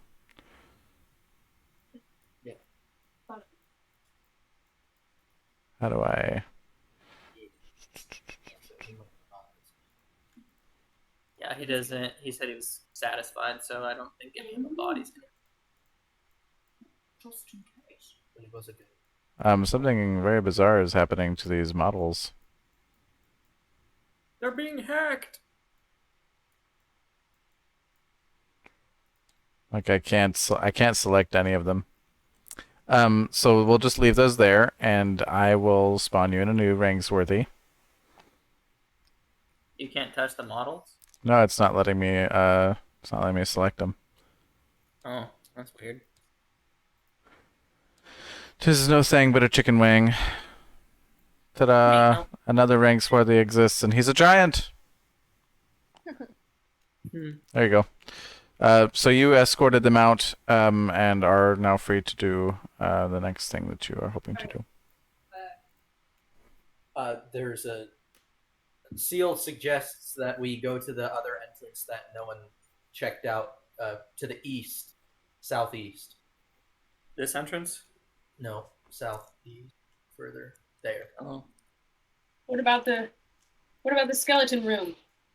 Shaye says, pointing to You it. didn't want to fight him. Well, Rangswarthy suggests we could open those doors and let the. And if there'd be a melee, then they'd add even more confusion. Could we get the skeletons to help us? If we disrobed our enemies. What? Meaning took their cloaks off of them, I think is what he's saying. Maybe one of the wizards could burn the cloaks off of them. That is a possibility. What? What? What is happening? No. He's saying Yeah, use so Rangswarthy is suggesting that if there are enemies beyond the door that, the black, part that we haven't seen yet, that if there are enemies there, then we burn off the cloaks and the skeletons attack them. I see. Shaye pauses all the deliberation for a moment. What is our goal here? What are we trying to figure out at this point? Are we just exploring? That's a good question. Now that we found you, I don't know what else there is to do here. Well, there's this wizard. We're looking for a lost wizard from the Alliance that last was seen supposedly in this area. All right. Oh yes. What was his name? His name is. I have it written down somewhere. Don't ask me where though. Elias, what's his name? You recall that his name is Yarno Ulbrich. Ah, yes, thank you. Shall we go exploring and looking for answers? Yes. Hearken to me.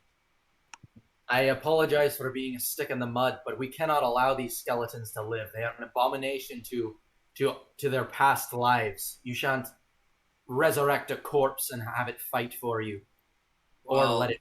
Ciil, just leave it be. Yeah, And I walk Rangswarthy away says, from that. Rangswarthy says, let the red brands deal with them. I agree. You would have these desecrated ancestors to be magically sustained in an undead state. Their They spirits already are. bones. They already are.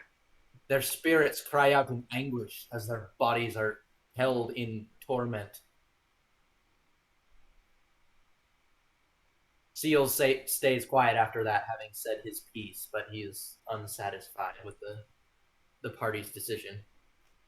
Rangswarthy walks past. Come on, let's open these doors. All right. Waywocket goes and pats Ciil on the shoulder and says, "We can talk about it later over a beer." Runewood follows as well. If you wouldn't mind moving me.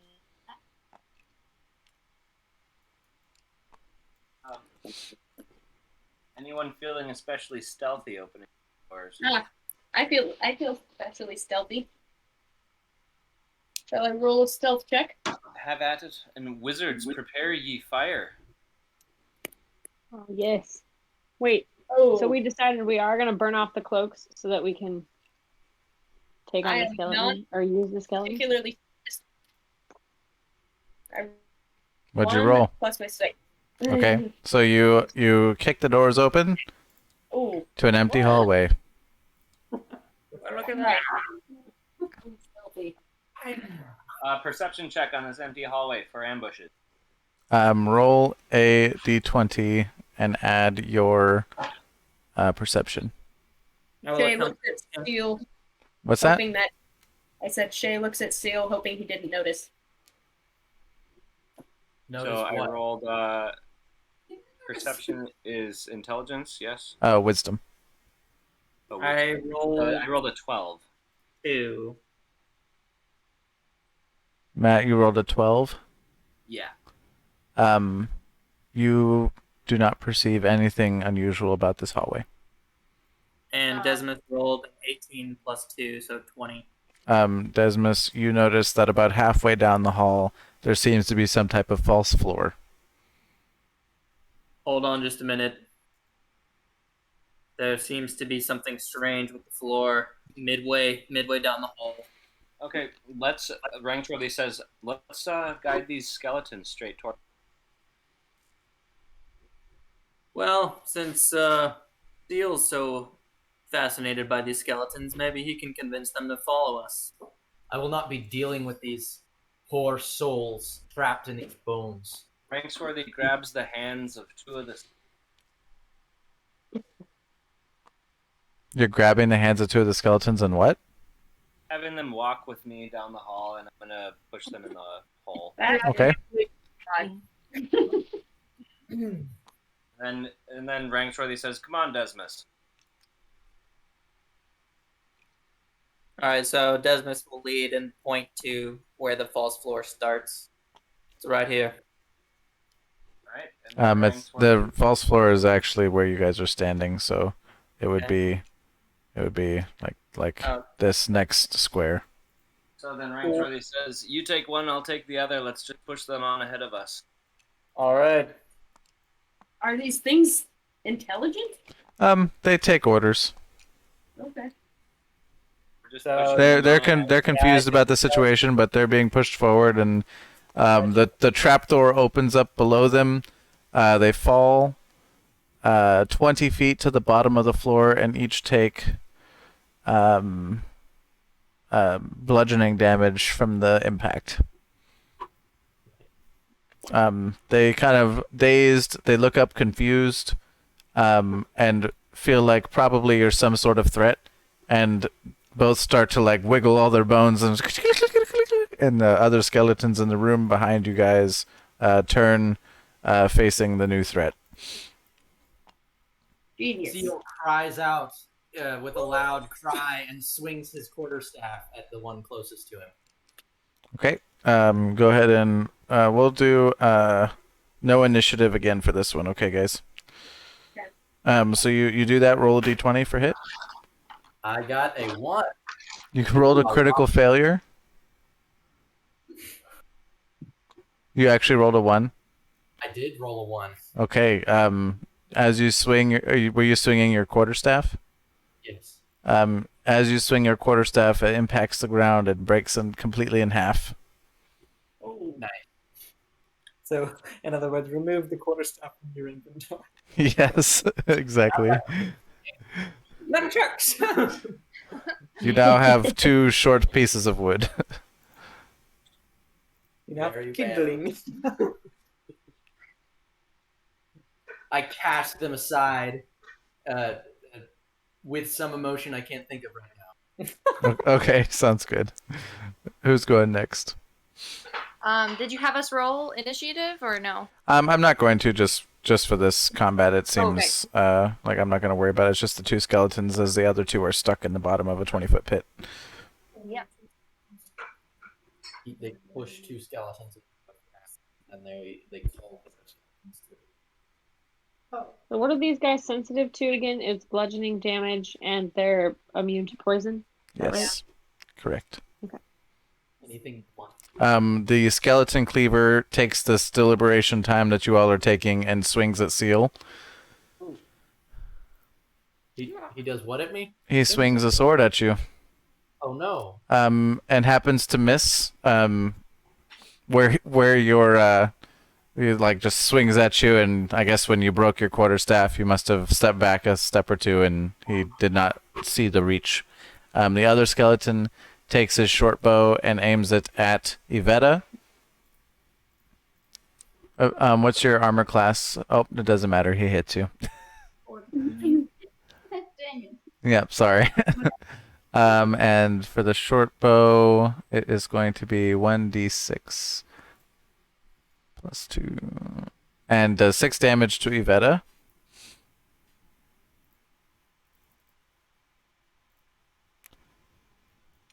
While this is going down, Desmos hears the clattering, the angry clattering coming from behind him, and he's gonna rush to Ciil's aid. Okay. And can I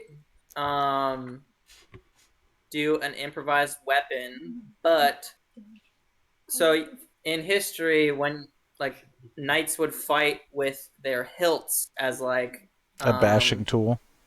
Yes. Yes, I approve. So what kind of damage will you give me based on that? Like what? Instead of a 1d8, I would take a 1d4. But because they're sensitive to bludgeoning damage, we'll make it 1d6. All right. I'm gonna roll, flipping my sword while I grab the blade and swing the hilt at this skeleton's skull. Roll a Ding it. d20 for hit. So 8 plus 5, 13. That is a hit. And I'll roll a d6. 2 again. You do ding it. All right. You do 2 damage. If someone doesn't attack soon, Ciil will do it. Huh? I have a quarterstaff, but should I? Yeah, I'm gonna run over there and quarterstaff a skeleton. Okay. The wizard getting in close combat. Yeah, let's get this guy over here. Which one? Rangswarthy. This one? Yeah. Okay. You approach the skeleton. It looks down as you're almost knee height. And roll a d20 to hit with your quarterstaff. Please, please, please. What'd you roll? 5. No, it's not a hit. It was a swing and a His miss. ankles, and it just didn't do anything. Chipped his ankle bone. You hit his kneecap. Rangswarthy would like to move in for an Boing. uppercut Like to move into what now? with a move in for an uppercut with the sword. Go for it. It is a 16. That is a hit. All right, the D10. You're not using your sword. You're using your like, are you doing something different, or are you just swinging your sword at him? I thought I was just going to use my long sword to do like an uppercut, Oh, that's perfect. Great. but I did roll a 0. Which is that's a 10. Oh, So you do 10 damage to the skeleton above or below? the one above by Waywocket, and I didn't even add my dueling bonus, so it's 12. Oh, nice. Okay. The skeleton is completely rattled and loses a couple pieces of bones on the floor. It kind of like does this weird sag where you see it start to become lifeless, and then it barely holds on. Nice. Attack the furthest The one that skeleton. just... Yes, the one that tried to kill me. Okay. Go ahead and roll a 20 for hit. What are you attacking it with? My mace. Oh, you're going to run up and whack it. All right. 11 Plus minus 1. So 10. Do you want to... Okay. Well, I guess we'll leave it as it lies, but yeah, maybe in the future don't use the weapon that's -1. You swing and miss with your mace. Your vengeance strike is not as satisfying as you hoped. I don't really have any bludgeoning weapons, but I shall use my short Well, actually, with a short sword would probably do more damage than a bow or bludgeoning. I will use a short sword, and I shall attack this dude. Okay. Roll d20 to hit. Okey-dokey.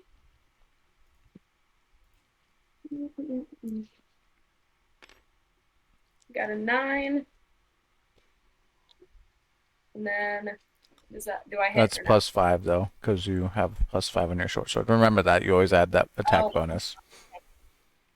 So that is a hit. So now you have to roll 1d6 damage. Oh wait, hold on. I did not roll d20. That was the wrong die. Oh, yeah, you should roll a d20. Okay, 15 That is a hit. plus the 5, so 20. And now it's a Okay. d6 for damage. Okay. 3. All right. You deal 3 damage to the skeleton. Wait. All right. Ciil is going to sagely say, when the body is still, the spirit may rest. And then he leaps into the air and does a spinning heel kick to the skeleton's ribs. The one in front of you? Yes. Okay, roll for hit. 20, nat. Nice. And describe, I guess you already described what you did to him. So I won't have you roll damage. You take him out. Your heel connects with his ribs, and his bones explode all over the room. And you watch like a sort of essence pass out of the skeleton's like form and into the universe. That's right. The axe kicked to the rest of them. Runewood would like to try and rush the remaining skeleton with the mace. Go for it. All right. I got a 10 plus 2, 12. That is a hit. May run in and schmack it.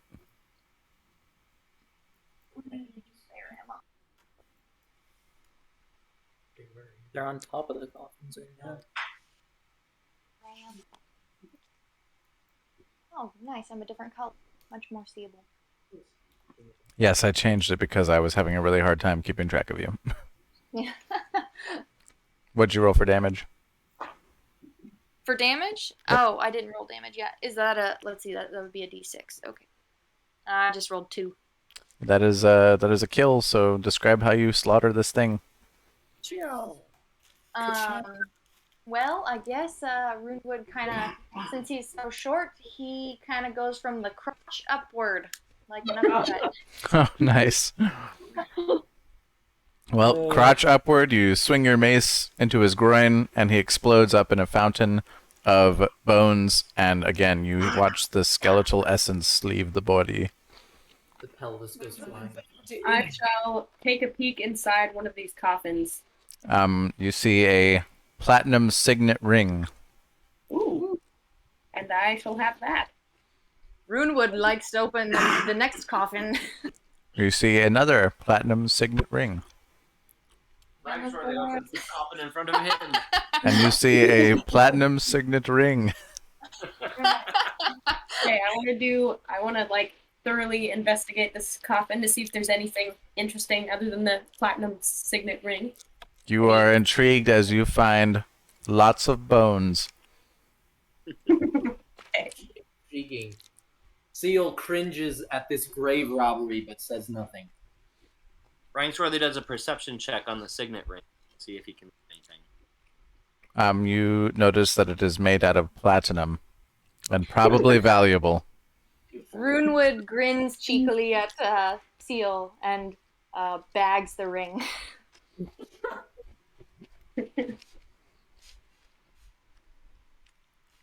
Alrighty.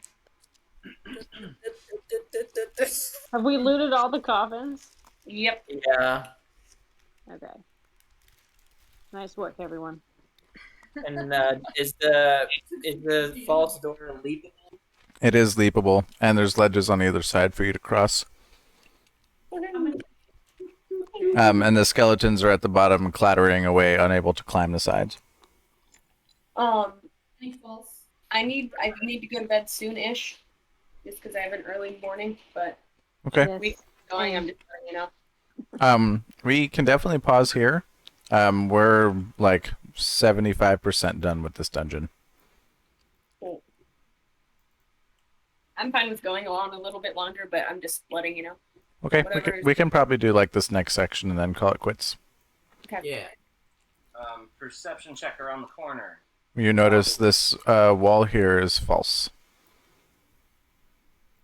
Are you guys all coming with, or are you staying back there? Oh, I'm coming with. And you said there are ledges, so we don't have to leave it. Nope, you can just walk across the ledges. All right. The door is not locked. Nope. Like to very slowly, uncreakily, stealthily crack it open. The door swings towards you and reveals a large room with a pool and some barrels and what looks to be like a cellar door to your left. Like to do a perception check on traps. You perceive no traps. Alright. That's where the enters. La la la. Trey walks it. Ciil Runewood- looks Runewood cool. follows. See if there are any things in there. You see a door next to the pool of water. You notice the fountain of water itself, the barrels, and the cellar door. Waywocket comes and checks out what's in the barrels on the side next to Rangswarthy. You notice in the barrels classic provisions. I guess let me read the description for the room for you as well. Sorry. The door opens onto a 5-foot wide. Well, actually, I don't want to read that. Nah, this is fine. Nah. Put a bed in. Desmos gonna take a peek inside this door. You going first? Which one? This one. Oh, sorry. That is not a door. Oh, That's like it's a way to symbolize that this is like a false wall area. oh, okay. If ever touches the pool water, It is chilly water. Shaye looks in these small barrels. Is there anything special in there? Nothing special. Cool. can I drink this water? You may. It is fresh. I'm going to drink the water. You drink the water. Nothing happens. No magical You turn something. into a skunk. No, we all have a snack. Shaye says. Safe. I would like to peek through the door stealthily. Roll a stealth check. Don't you do it, Ciil. 10 plus 3, so 13. You crack the door open, and alert the guards that are inside the door. That's a Oh, 13. It wasn't that low. The guards turn and look at you, and they kind of don't recognize you, and they say, "Oh, are you a new recruit or something?" Oh yeah. We're in the red. I stand up straight, being caught. Yeah, that's me. I'm still finding my way around. And then I close the door behind me and look kind of desperately at the other members. Wait, are you in or out? I opened it, they saw me, and then I closed it after talking to them. That was kind of an abrupt closure of the door. And then Rangswarthy But says, now we're- Wizards, you ready to blast? The door opens, and the Red Brand Ruffian sees the whole party, and is like, "Wow, a lot of new recruits. Were they not supposed to do an initiation?" Oh no, we've been initiated, and then Desmos is gonna strike him. yes, you idiot. My word. Shaye is unhappy at Desmos. Are you actually? So you did hit him? We literally, Desmos. Yes. Okay. We didn't even do He is surprised, which doesn't mean anything since you haven't rolled initiative or anything. But he is surprised by the strike. Go ahead and roll damage. 15 plus 5, 20. Yeah, just roll damage. He wasn't expecting it and therefore didn't dodge it. So 1d8 for the longsword, or like what'd you hit him with? Yeah, 2 damage. Okay, he takes 2 damage. And immediately after, Ciil is going to try and swipe his feet out from under him.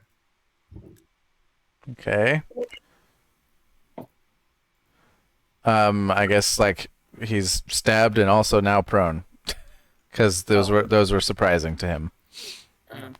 Rangswarthy tries to shoot a crossbow bolt staircase past Ciil and Desmos into the room to one of the guards at the back.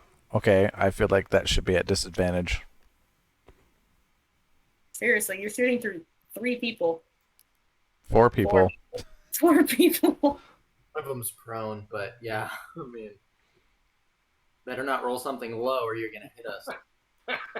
What'd you roll? We'll see here. He's hesitant to. It's 14, but then do I add anything to that? With disadvantage, you roll 2 times and pick the lower number. Oh crap! Okay. 7. 7. So then it's 7 plus. Yeah, so that's a miss, and your crossbow twangs, and the bolt flies into the room and hits nothing. And we'll have you guys roll initiative for this fight. Okay. So go ahead and everybody roll initiative and start sending me their numbers. Boo. -5. Okay, I got 13 I'm at 13. 3. plus 3, 3, so I got 16. I'm at 14. 14. 10.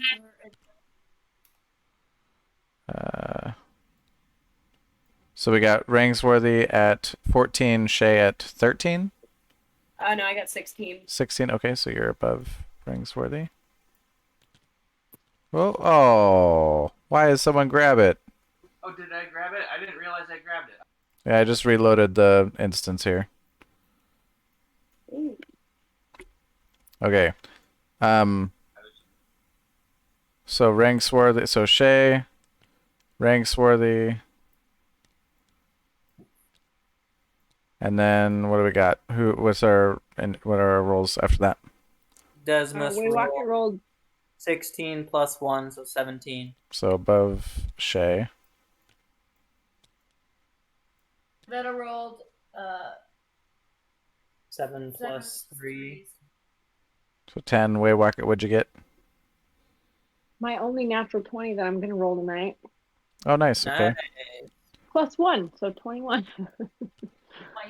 And I used then it on initiative. oh my goodness. Oh my gosh. I wish this was like easier. Like this doesn't have to be as difficult. I might try to find a different way to keep track of initiative. Okay, and then Runewood, what did you roll? Had it. I rolled a 5, and then I have +1, 6. Okay, so above Ciil. And then let me roll for these enemies. Someone's got to read. Oh boy. Okay. Net 20 for all 4 of them.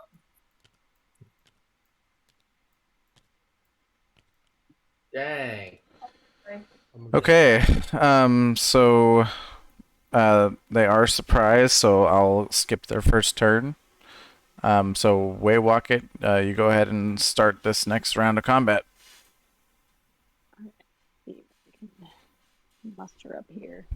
Just fill the room with poison gas. Oh, or Yeah, just, I was thinking that, but I'm not really like, sorry. I'm a little bit behind you guys, so that's like a little bit hard to do.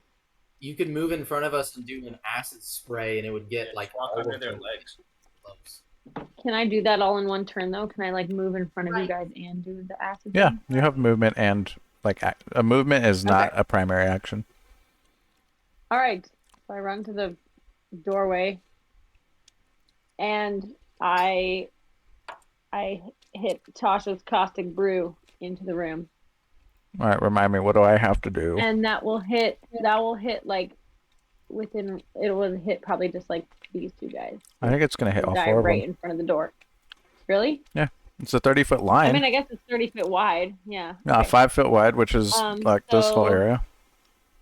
each creature must succeed on a dexterity saving throw Okay. or be covered in acid for the duration of the spell, which is a minute. It makes sense. Okay, 2 of them succeed, and 2 of them fail. They use an action. They use its action to scrape or wash off the acid. So the guy up front gets hit by the acid, and this guy gets hit by the acid, and the 2 on either side do not. All right, so 2d4. Do I roll these? 2d4 of acid damage. Well, isn't it when their turn is? Oh yeah, okay.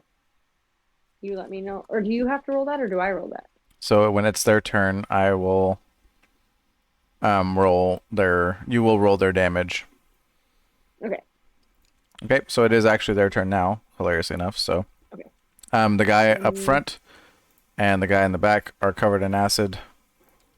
So go ahead and roll 2d8 or 2d4 for the first one, and then 2d4 for the next one. Oh, they take 2d4 per one. Yeah. Okay. Yeah, they're both covered so in I rolled acid. 7 for the first guy. Okay. And 7 for the second guy. Oh, really? Yeah. 2 sevens. Okay. And so this prone and acid-covered ruffian is going to use his movement to stand up and use his action to wipe off the acid.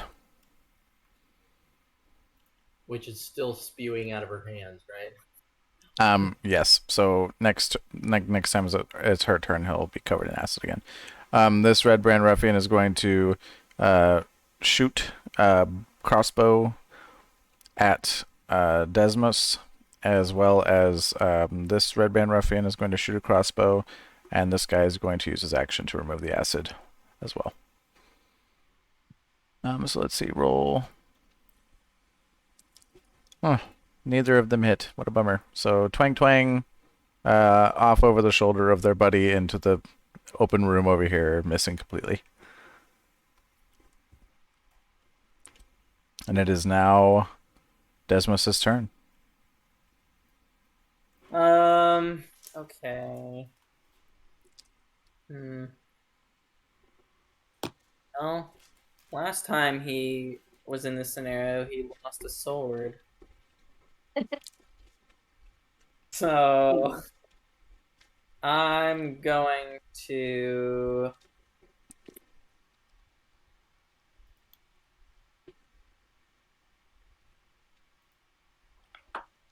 I have 2 long swords now, so I guess it doesn't matter. So I'll go ahead and swing it. All right, we'll roll d20. Oh, and he took the acid off, so it won't get on your blade. Oh yeah, sweet. So 16. That's a hit. 1d8 for damage. 2 again. You hit him, and your sword solidly thunks into his arm, and he doesn't seem to go down completely. Next we have Shaye, your turn. Okay. I will. He's still spewing a stream of acid, correct? Until it is Oh, her yeah. turn to stop it, yes. Okay. So I will climb atop one of these barrels and use my short bow to try to get this guy. Okay, go ahead. Roll a d20 for damage, or for hit. Yeah. Get over to the thing. Okay, I got a 5. Plus 5, 10. That is a miss, my friend. Yay, what fun. I'm not quite accustomed to my short bow, apparently. Apparently not. Rangswarthy, your turn. Are any of them bloodied? Yes.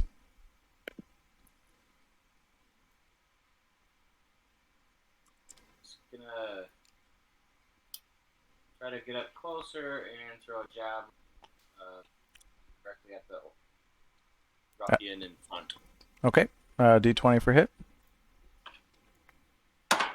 That's 7. Say 14. That is a hit. Okay, and then what are javelins again? D8. Let me look. D6. D6. Yep, D6. Okay, so D6. Did you add your? No, I haven't added attack bonus. So No. it's a 4. It's a 9. 5. Well, it's a 4. I roll a 4, but there's an attack bonus of +5. For The attack bonus is just for the D20 hit. You explained to me Oh, earlier. oh, It's okay. not for. Okay, Yep. so, So it's a D4 damage. What are you talking Okay. You throw your javelin directly into his chest, and he collapses to the ground. Like to 1 health. Like if they're downed, then you just pop them in. Plus it gives him 1 hit point, but she gets 10 of them at once, so she. So next on the roster is Ivetta. Your turn. Is it Ivetta's turn? Yeah, it's Ivetta's turn. Babe, it's your turn. I'll move closer and I'll shoot my arrow through the door and try to hit one of the. Yeah. The one in the center.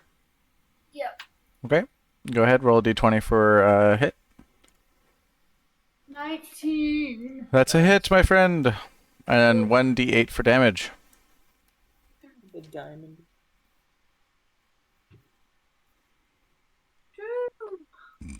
You did 2 damage.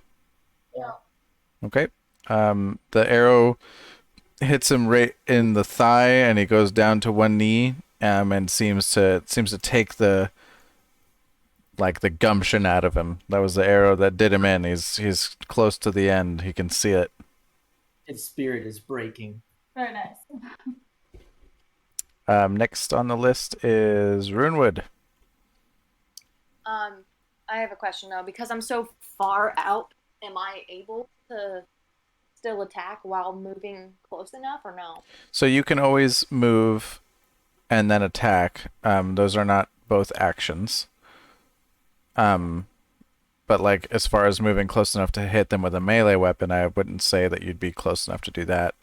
No, I was not gonna do. I was gonna do like a long range. Yeah, of course. I think you're close enough to move within like sight of them, for sure. Okay. All right. Well, then I'll move close enough, and then I'm gonna try and hit with the sacred flame. Okay. So you, I think, are a gnome with 25 movement. So you could go 1, 2, 3, 4, 5 to the staircase, and then 1, 2, 3, 4, 5, 6, 7, 8. What's 5 times 8? 48, right? Or 40? 40.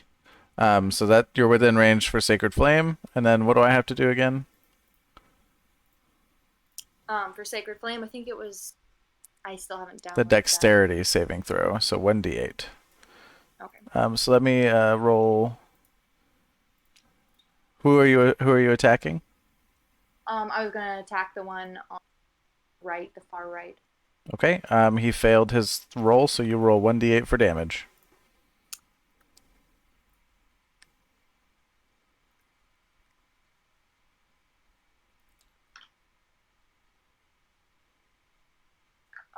Sorry, 1 sec. I got a 4. 4. Okay.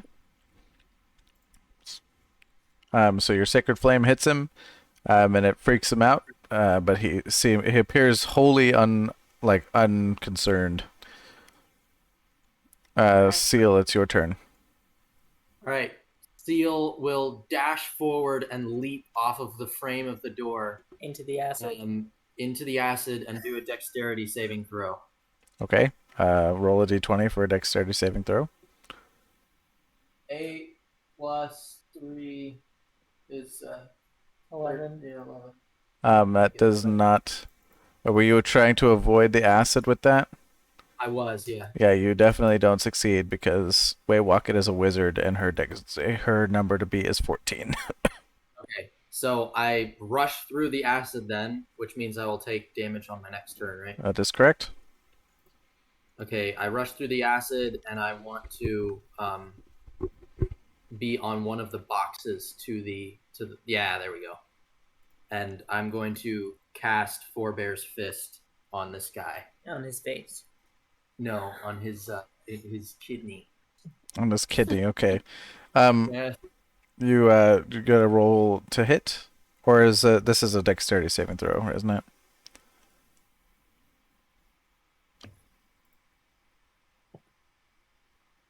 It's some type of saving throw. It's dexterity. Yep. So he fails it. So go ahead and roll damage. Yes. It's 1. Oh my gosh. All right, you do 1 damage. Covered in acid with 7 HP in a room with 3 bad guys. Good for you. Yep. Oh my gosh. It was it was calculated, but Ciil is not the best at math, so we'll see how it goes. All right, back to the top. It is Waywocket's turn. You are still spewing acid. If you do anything besides spew acid this turn, your acid turns off. Yes. Waywocket walks. Maybe let's see. Waywocket decides to stop spewing acid and steps aside to the top of this barrel. Okay. Back there. You should do something to him. You're not gonna like attack somebody? Attack somebody? Oh, with like a different attack? Yeah, with a spell. Oh, I can do more spells. That's right. All right, I will. Let me think. Because I think that was your Yeah. second You're right. spell slot of this fight, right? It was. So you've used Magic Missile and Caustic Brew. Yes.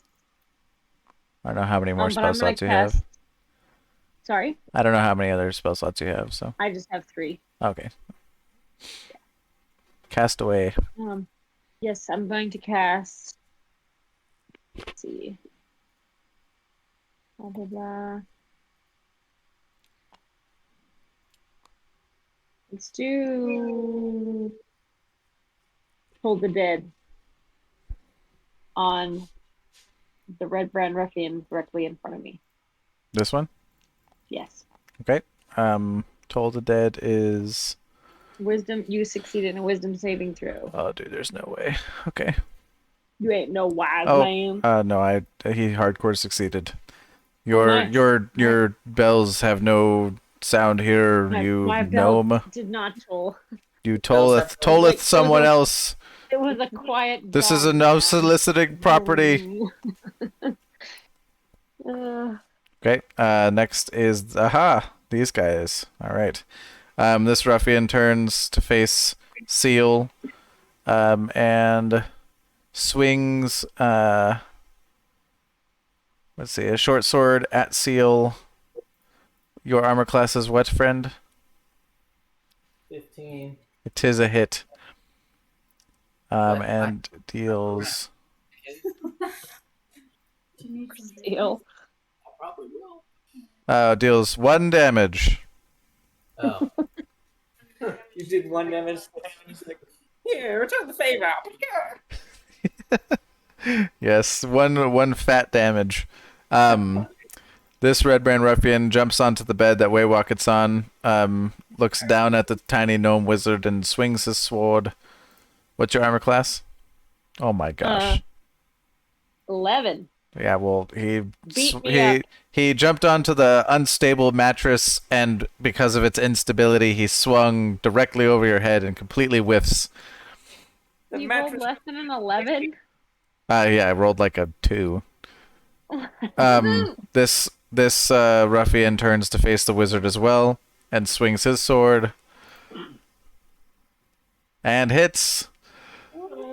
And uses his action multi-attack to make 2 melee attacks. I walk it.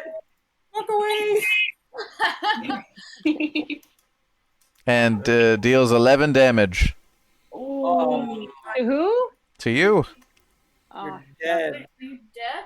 no, I got 3. I got 3. Oh, nice. No. So cool. And it is now Desmos' turn. All right. Desmos is gonna run in straight forward and try and skewer the red brand with his Okay, roll d20. 18 total. So, You said 18? yeah, Yep, that's a hit. 1. Oh my gosh. All right, you deal 1 damage. This is retarded. That's pretty awful. My favorite. Shaye, your turn. Right. They will run into the room also and slide past and attack this dude right here. Okay. Go ahead and roll a d20. Yep. Come over there. Struggling a little bit. Okay. Ooh, 5. 5 plus 5 is the same thing. You rolled a 5. Yeah. Okay, Plus my that 5. unfortunately that's not a hit.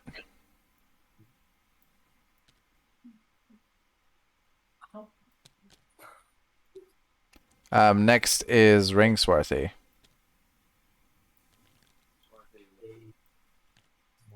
Rush in this small space here and will swing his longsword all his might to the head of Waywocket and try to hit both of them.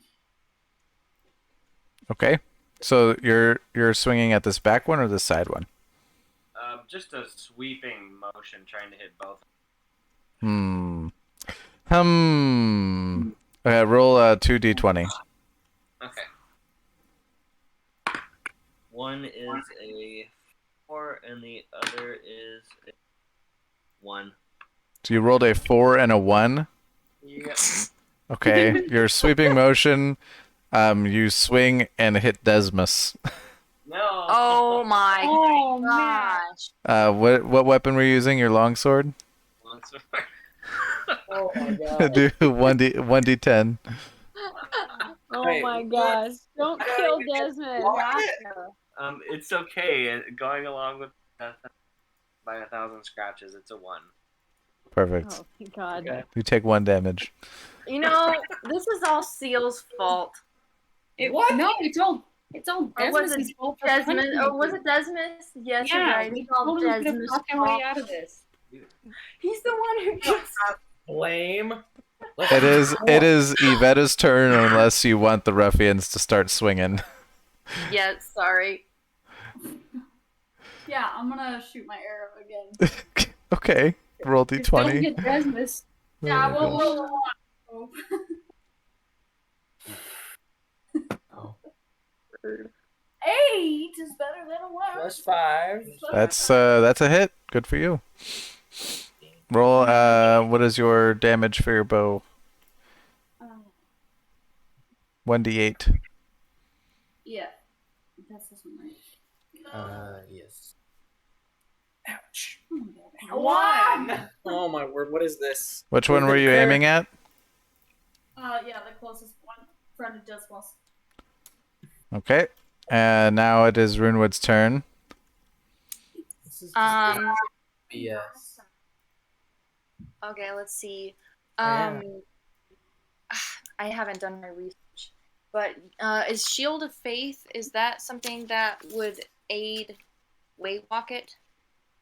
I believe probably it would. Let me read exactly to you what it is. Yeah, I'm looking for the descriptions right now, but I haven't gotten there yet. No worries. Shield of Faith. Shield of Faith. A shimmering field appears and surrounds a creature of your choice within range, granting them +2 bonus armor class for the duration. Let's see.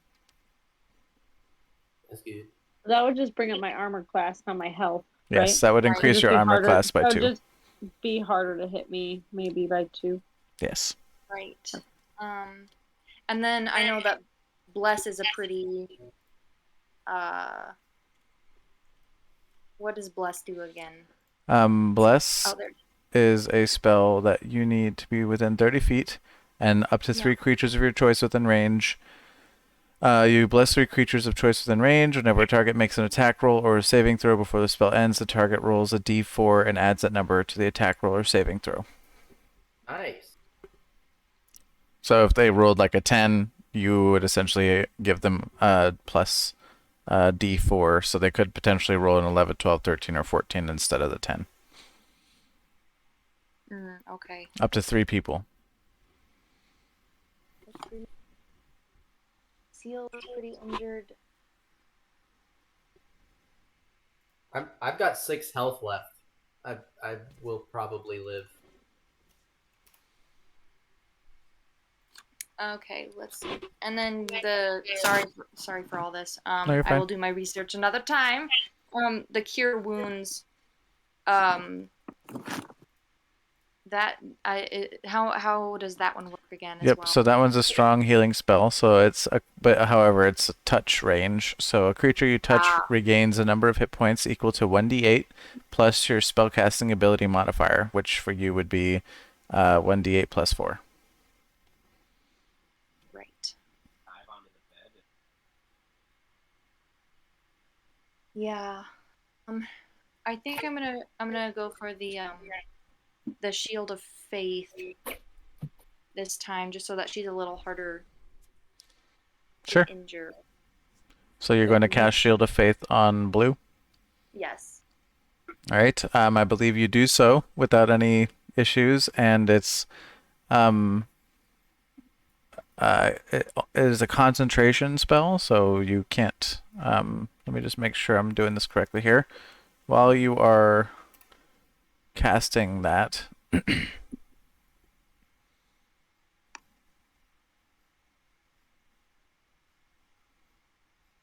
I'm just making sure this is right. Some spells require you to maintain concentration. So normal activities such as moving and attacking doesn't interfere with concentration, but casting another spell that requires concentration, taking damage, or being killed all break concentration. Okay. So you can maintain concentration and run up and hit somebody with a mace and still maintain the spell, but if they turn around and smack you and you take damage, your spell is ended. Okay, well that's good to know. That's actually pretty nice. So Wait, isn't blue's acid thing a concentration one? yeah, it is. She ended her concentration on it to avoid spewing acid everywhere. Right, but I thought she wasn't allowed to move without it. No. You can move. You just can't cast any other spells that require concentration. Okay, and so just to be clear, her armor class just goes up by 2. Yes. So instead of 11, she has 13. Oof. Still in danger. Are you going to move closer? Yes, I am going to move closer. I was just about to ask if I could do that after casting. Yep. 1, 2, 3, 4, 5. This is where you can go if you want. Wait, doesn't she have to touch her for it to work? Nope. No, it's that's for the only healing cure one. wounds. Oh, okay, gotcha. Yeah. Okay. That's fine. All right, Waywocket. It is your turn. Or Ciil. Sorry, Ciil. Ciil. It's your turn. And does Waywocket get to go before the ruffians? No, she does. But Ciil, it is your turn. Sorry, my bad. Okay. Please kill them all. Is the one in front of me bloody? No, I got 1 hit point. Never mind. I shall strike him with a fist. No, I'll do a roundhouse kick to his chest. The one in front of you? From atop the crate, yes. All right, go ahead and roll d20 for hit. 'Tis a 3. You miss. Yes, I do. Waywocket, it is your turn. Right.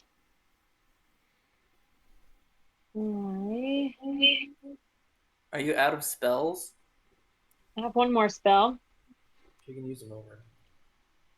No, she can use cantrips over and over.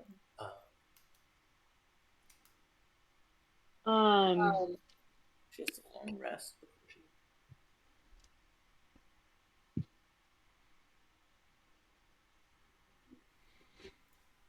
I'm looking at one of my spells, sorry.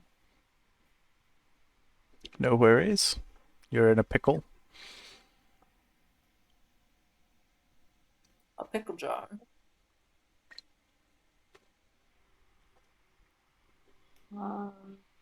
And if I'm right, you cast each one of these spells one time, right? You have prepared the spells beforehand. And so you can Right. prepare a spell multiple times if you'd like. Oh, okay. But I guess, like, do you mean, like, if No, you... I just was curious. Yeah, like if you can't, can I cast Tasha's Caustic Brew again? You would be able to, I think, if we had maybe talked beforehand and you knew to prepare your spells a specific way. Yeah. For I'm now, good we'll with for not now we'll doing just that. say, like, if you want to, you can. But like, I think we should go over prepared spells again when No, we're done. that's perfect. That's perfect.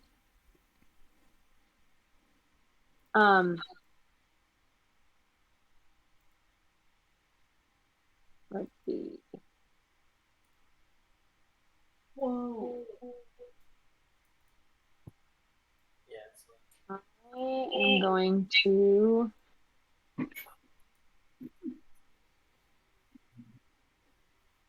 you do an action and then move, or do you do the move and do you You do can the do move it in before you either do order.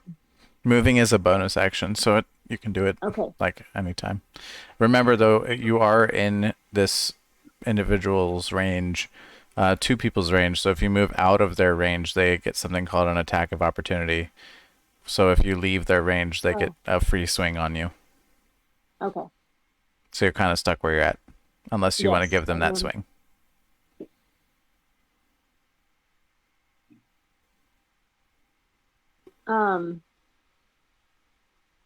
Okay, I'm gonna throw firebolt Okay. at these two guys. At which one? Oh, is that right? You just choose one. Yes. Yeah, I guess. Okay.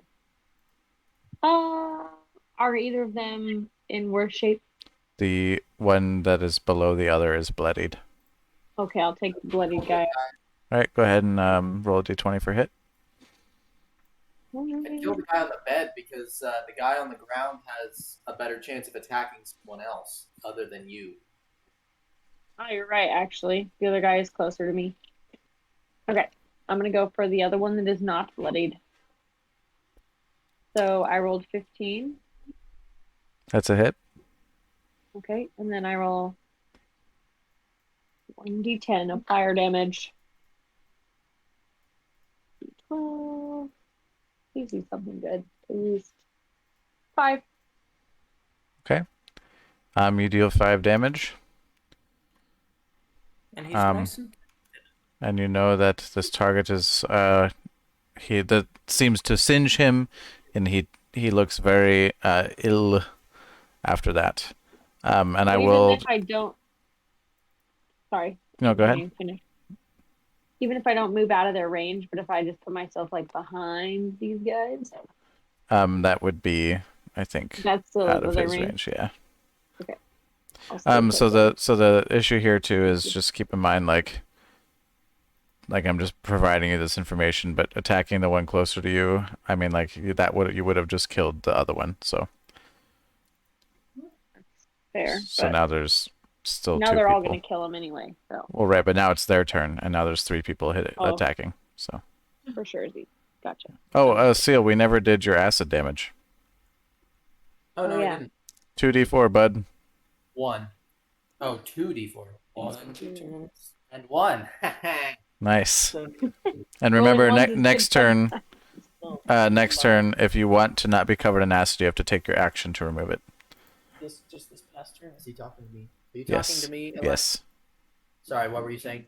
That you're covered in acid, and it'll do 2d4 to you every time, unless you use an action to remove it from your body. Okay. Would I be allowed to use one of, because I have the cunning action? Would I be allowed to use one of my actions to wipe off acid from him? I would accept. Yes. I would accept that if you took 1d4 worth of damage when doing so. Oh, okay. So the enemy are going to turn an attack. This Red Brand Ruffian will strike at Ciil again. Wow, swing and a miss. I guess the elevation difference really threw him off, and he like stabs the box that you're standing on. This ruffian will strike at Desmos, and another swing and a miss, and then this ruffian will strike at Waywocket, and a swing and a miss thanks to the Shield of Faith actually. Oh, thank you, Shield of Faith. So that's 3 swings and misses, and we are back to Desmos's turn. So, really quick, babe. Somebody else can use an action to wash the acid off of someone else too, like it says that in the. Yeah, I read it. They could. Oh, okay, sorry. They could use their action. It completely cut out. What happened to Waywocket? I said literally the attack only failed because of your Shield of Faith. Oh, the hell. Yeah. So thank you. And it is Desmos' turn. And Desmos will roll to strike with his longsword at the guy in front of him. Okay, D20.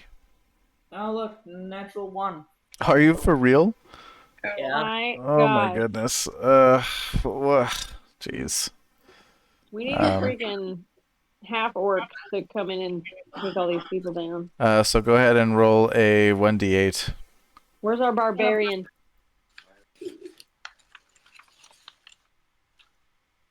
Oh, me? Yes. Roll 1d8? Yes.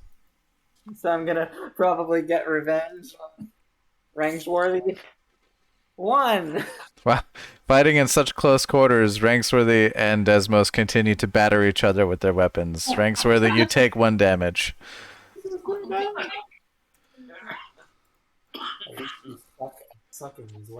Shaye, it is your turn. Okay. I shall. Would I attack first and then use my cunning, or not cunning? So you only get 1 action, and your cunning action gives you, like, the ability to dash, hide. Yeah. Okay. So like if you're going to use your cunning action, it's probably you'll move, wipe off the acid, and then your cunning action is only if you're trying to like dash somewhere else, or then like hide behind a box or something. Well, then. Ethan, what is your life points at right now? 4. Would it be helpful if I did that, or would you rather just use your turn to? I will most likely die next turn because I have to take it before. And remember, you don't die; you just go unconscious. You go down. Sure. Well, you would have to disengage first unless you wanted to take an attack of opportunity, I think. If you went around him, I would not consider that disengaging. Okay, I'll use my action then to wipe off acid from Ciil. Okay. You do that. He is no longer covered in acid. And then I roll damage, right? Yeah, 1d4. Okay. Ciil nods appreciatively at Shaye. I got 3 damage. All Not right. being very Now resilient. covered in that caustic brew. Mm-hmm. All right. It is now Rangswarthy's turn. Oh wait, do I put it under current hit points or temporary hit Current. points? Current. Okay.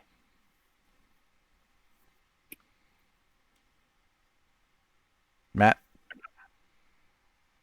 My turn. It is. I will, in one fell swoop, try to shove Waywocket behind me and on the warrior to my right. Okay, go for it. Roll d20. Here comes a 1. 15. Nice. You are successful in shoving Waywocket behind you and swinging at this ruffian. Roll for damage.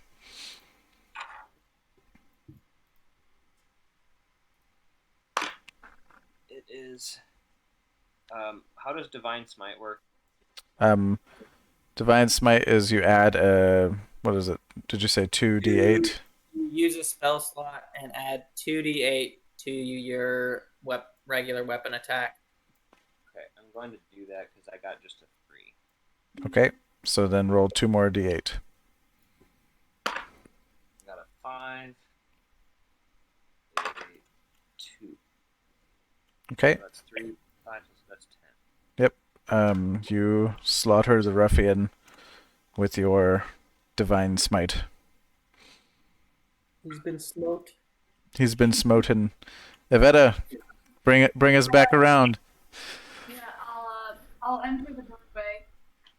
You're gonna what now? I'm just gonna enter the doorway. Okay. Standing on the corpse of the ruffian you shot earlier. And I'll shoot the nearest. The one that's right here? No. You have like hunter's mark or something? I'm having a hard time hearing you, Das. They're deliberating. Oh, gotcha. Do you have hunter's mark? You have hunter's mark? Yes, we do. You do have hunter's mark. You do? Yeah, that does like extra damage. Yeah, but that's your creature. Yeah, These a creatures. human. I thought that was like A creature is just anything that is moving. What the tar? Yeah. I want to cast a hunter's mark. I do it on someone you want. Okay. Well, D6 damage. So now whenever you attack that person, you do an extra d6 of damage. I mean, I'll do this guy since he's not hurt that much. okay, yeah. The one in front of Shaye and Ciil. Okay. Ciil. Or. So then I'm only. Well, D20? Yeah. 10. Plus 5, 15. That's a hit. Now roll 1d8 and a d6. Yeah. 6.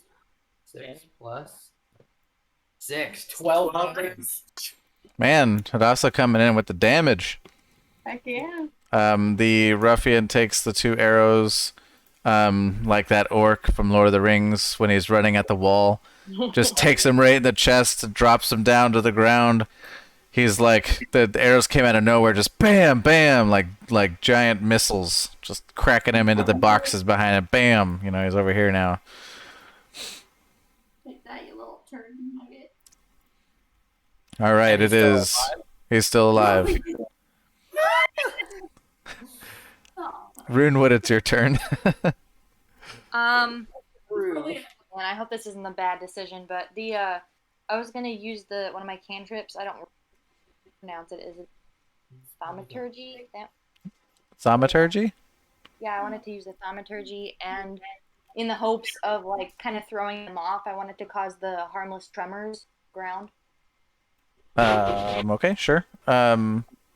You do that. So it's not really a combat spell. Right. So you're not planning on like doing any damage or anything, right? Can I do both or just one? So that is your action. Yeah. Yeah, I was just trying to I'm kind of just testing it out. I know it's not combat, but I was going to see if it like throw them off at all. So Delainie, that spell is essentially just like to make sounds like come from nowhere. So like it's used in like no, there yeah, I know, but there are different you can choose one of like yeah, so one of the things you can do is cause harmless tremors in the ground for 1 minute. I would say since both of these guys are injured and disoriented from the people attacking them, that they will both fall prone to your harmless tremors. But otherwise, on a perfectly healthy target, I would say that is not the case. Right. That's actually partly why I waited to use it. I just wanted to. I'm just testing out, like in the game's sake and my own experience, to see if it'll work. Sure. Well, in this instance, it was successful in knocking them prone. Okay. And that was your action. Do you want to move at all? Yeah, I'll move a little bit closer, but still outside of. Yeah, right in the entrance is fine. Ciil, it is your turn. I shall descend upon this ruffian with the full force of my smashing elbow. The people's elbow. Yeah, like a flying wrestling move. Great. Right, and he's prone, so I'll just strike him directly in the groin. That's a roll 2d20 for advantage. His spirit will definitely leave him. I got a 7 on one and a 9 on the other. Dang. Okay, that's +5 though, so that's a hit. And now roll damage. Which is a D. Wait, no, D6, wouldn't it be? Yep. Yeah. 1. Wow, wow. Oh my god. You know what? People's elbow, it's plus 2 damage, which knocks him completely dead. But Do you just want to go to bed? no, but I think that the 5th one in a row is like too much. It's ridiculous. Uncanny. Yeah, I almost want to take Ciil's license to fight to adventure. Yeah. Right. Ciil needs to go back to combat training. Yeah. His punches are like feathers. His fists are so fluffy. Yeah, but the people's elbow was good, so it's there. There it is, and we'll just everyone knows Hadassah did most of the work. Yeah. All right, Waywocket, it's your turn. All right. With You learned my strength that I have left, I'm casting Sapping Sting on this. Are on you this sure? On this ruffian. What did you say? I said okay. Did you say, are you sure? So that's a Constitution saving throw, which I succeeded in, which means I take no damage. I swing toward him with my fist. Could you sound a little more smug about it? Yeah, exactly. Yeah. It is now the enemy's turn, and he will use his action to not be prone any longer. And it is now Desmos' turn. Wait, that only takes movement. Oh, you're right. I'm so sorry. Yep, it's half my movement. You're right. So I'm gonna swing at Desmos for being a know-it-all. It is a hit! Finally! Oh, And I'm God. going to use the action extra attack or multi-attack to attack you twice. And deal 12 damage! Oh my gosh. With his dying breath, he's going down. Alright, Desmos, your turn. Okay. I'm gonna strike at him and try and get revenge with my longsword. Nice. Okay, 20. Oh my god. What'd you roll? You missed 8. Plus 5? Yeah, no. Total, 8 total. Oh, that's a miss, my friend. Womp womp. Shaye, it's your turn. Time to go to bed. Alright. Well, I will jump off this crate and slash at him with my sword. Alright, go ahead and roll a d20. Okay.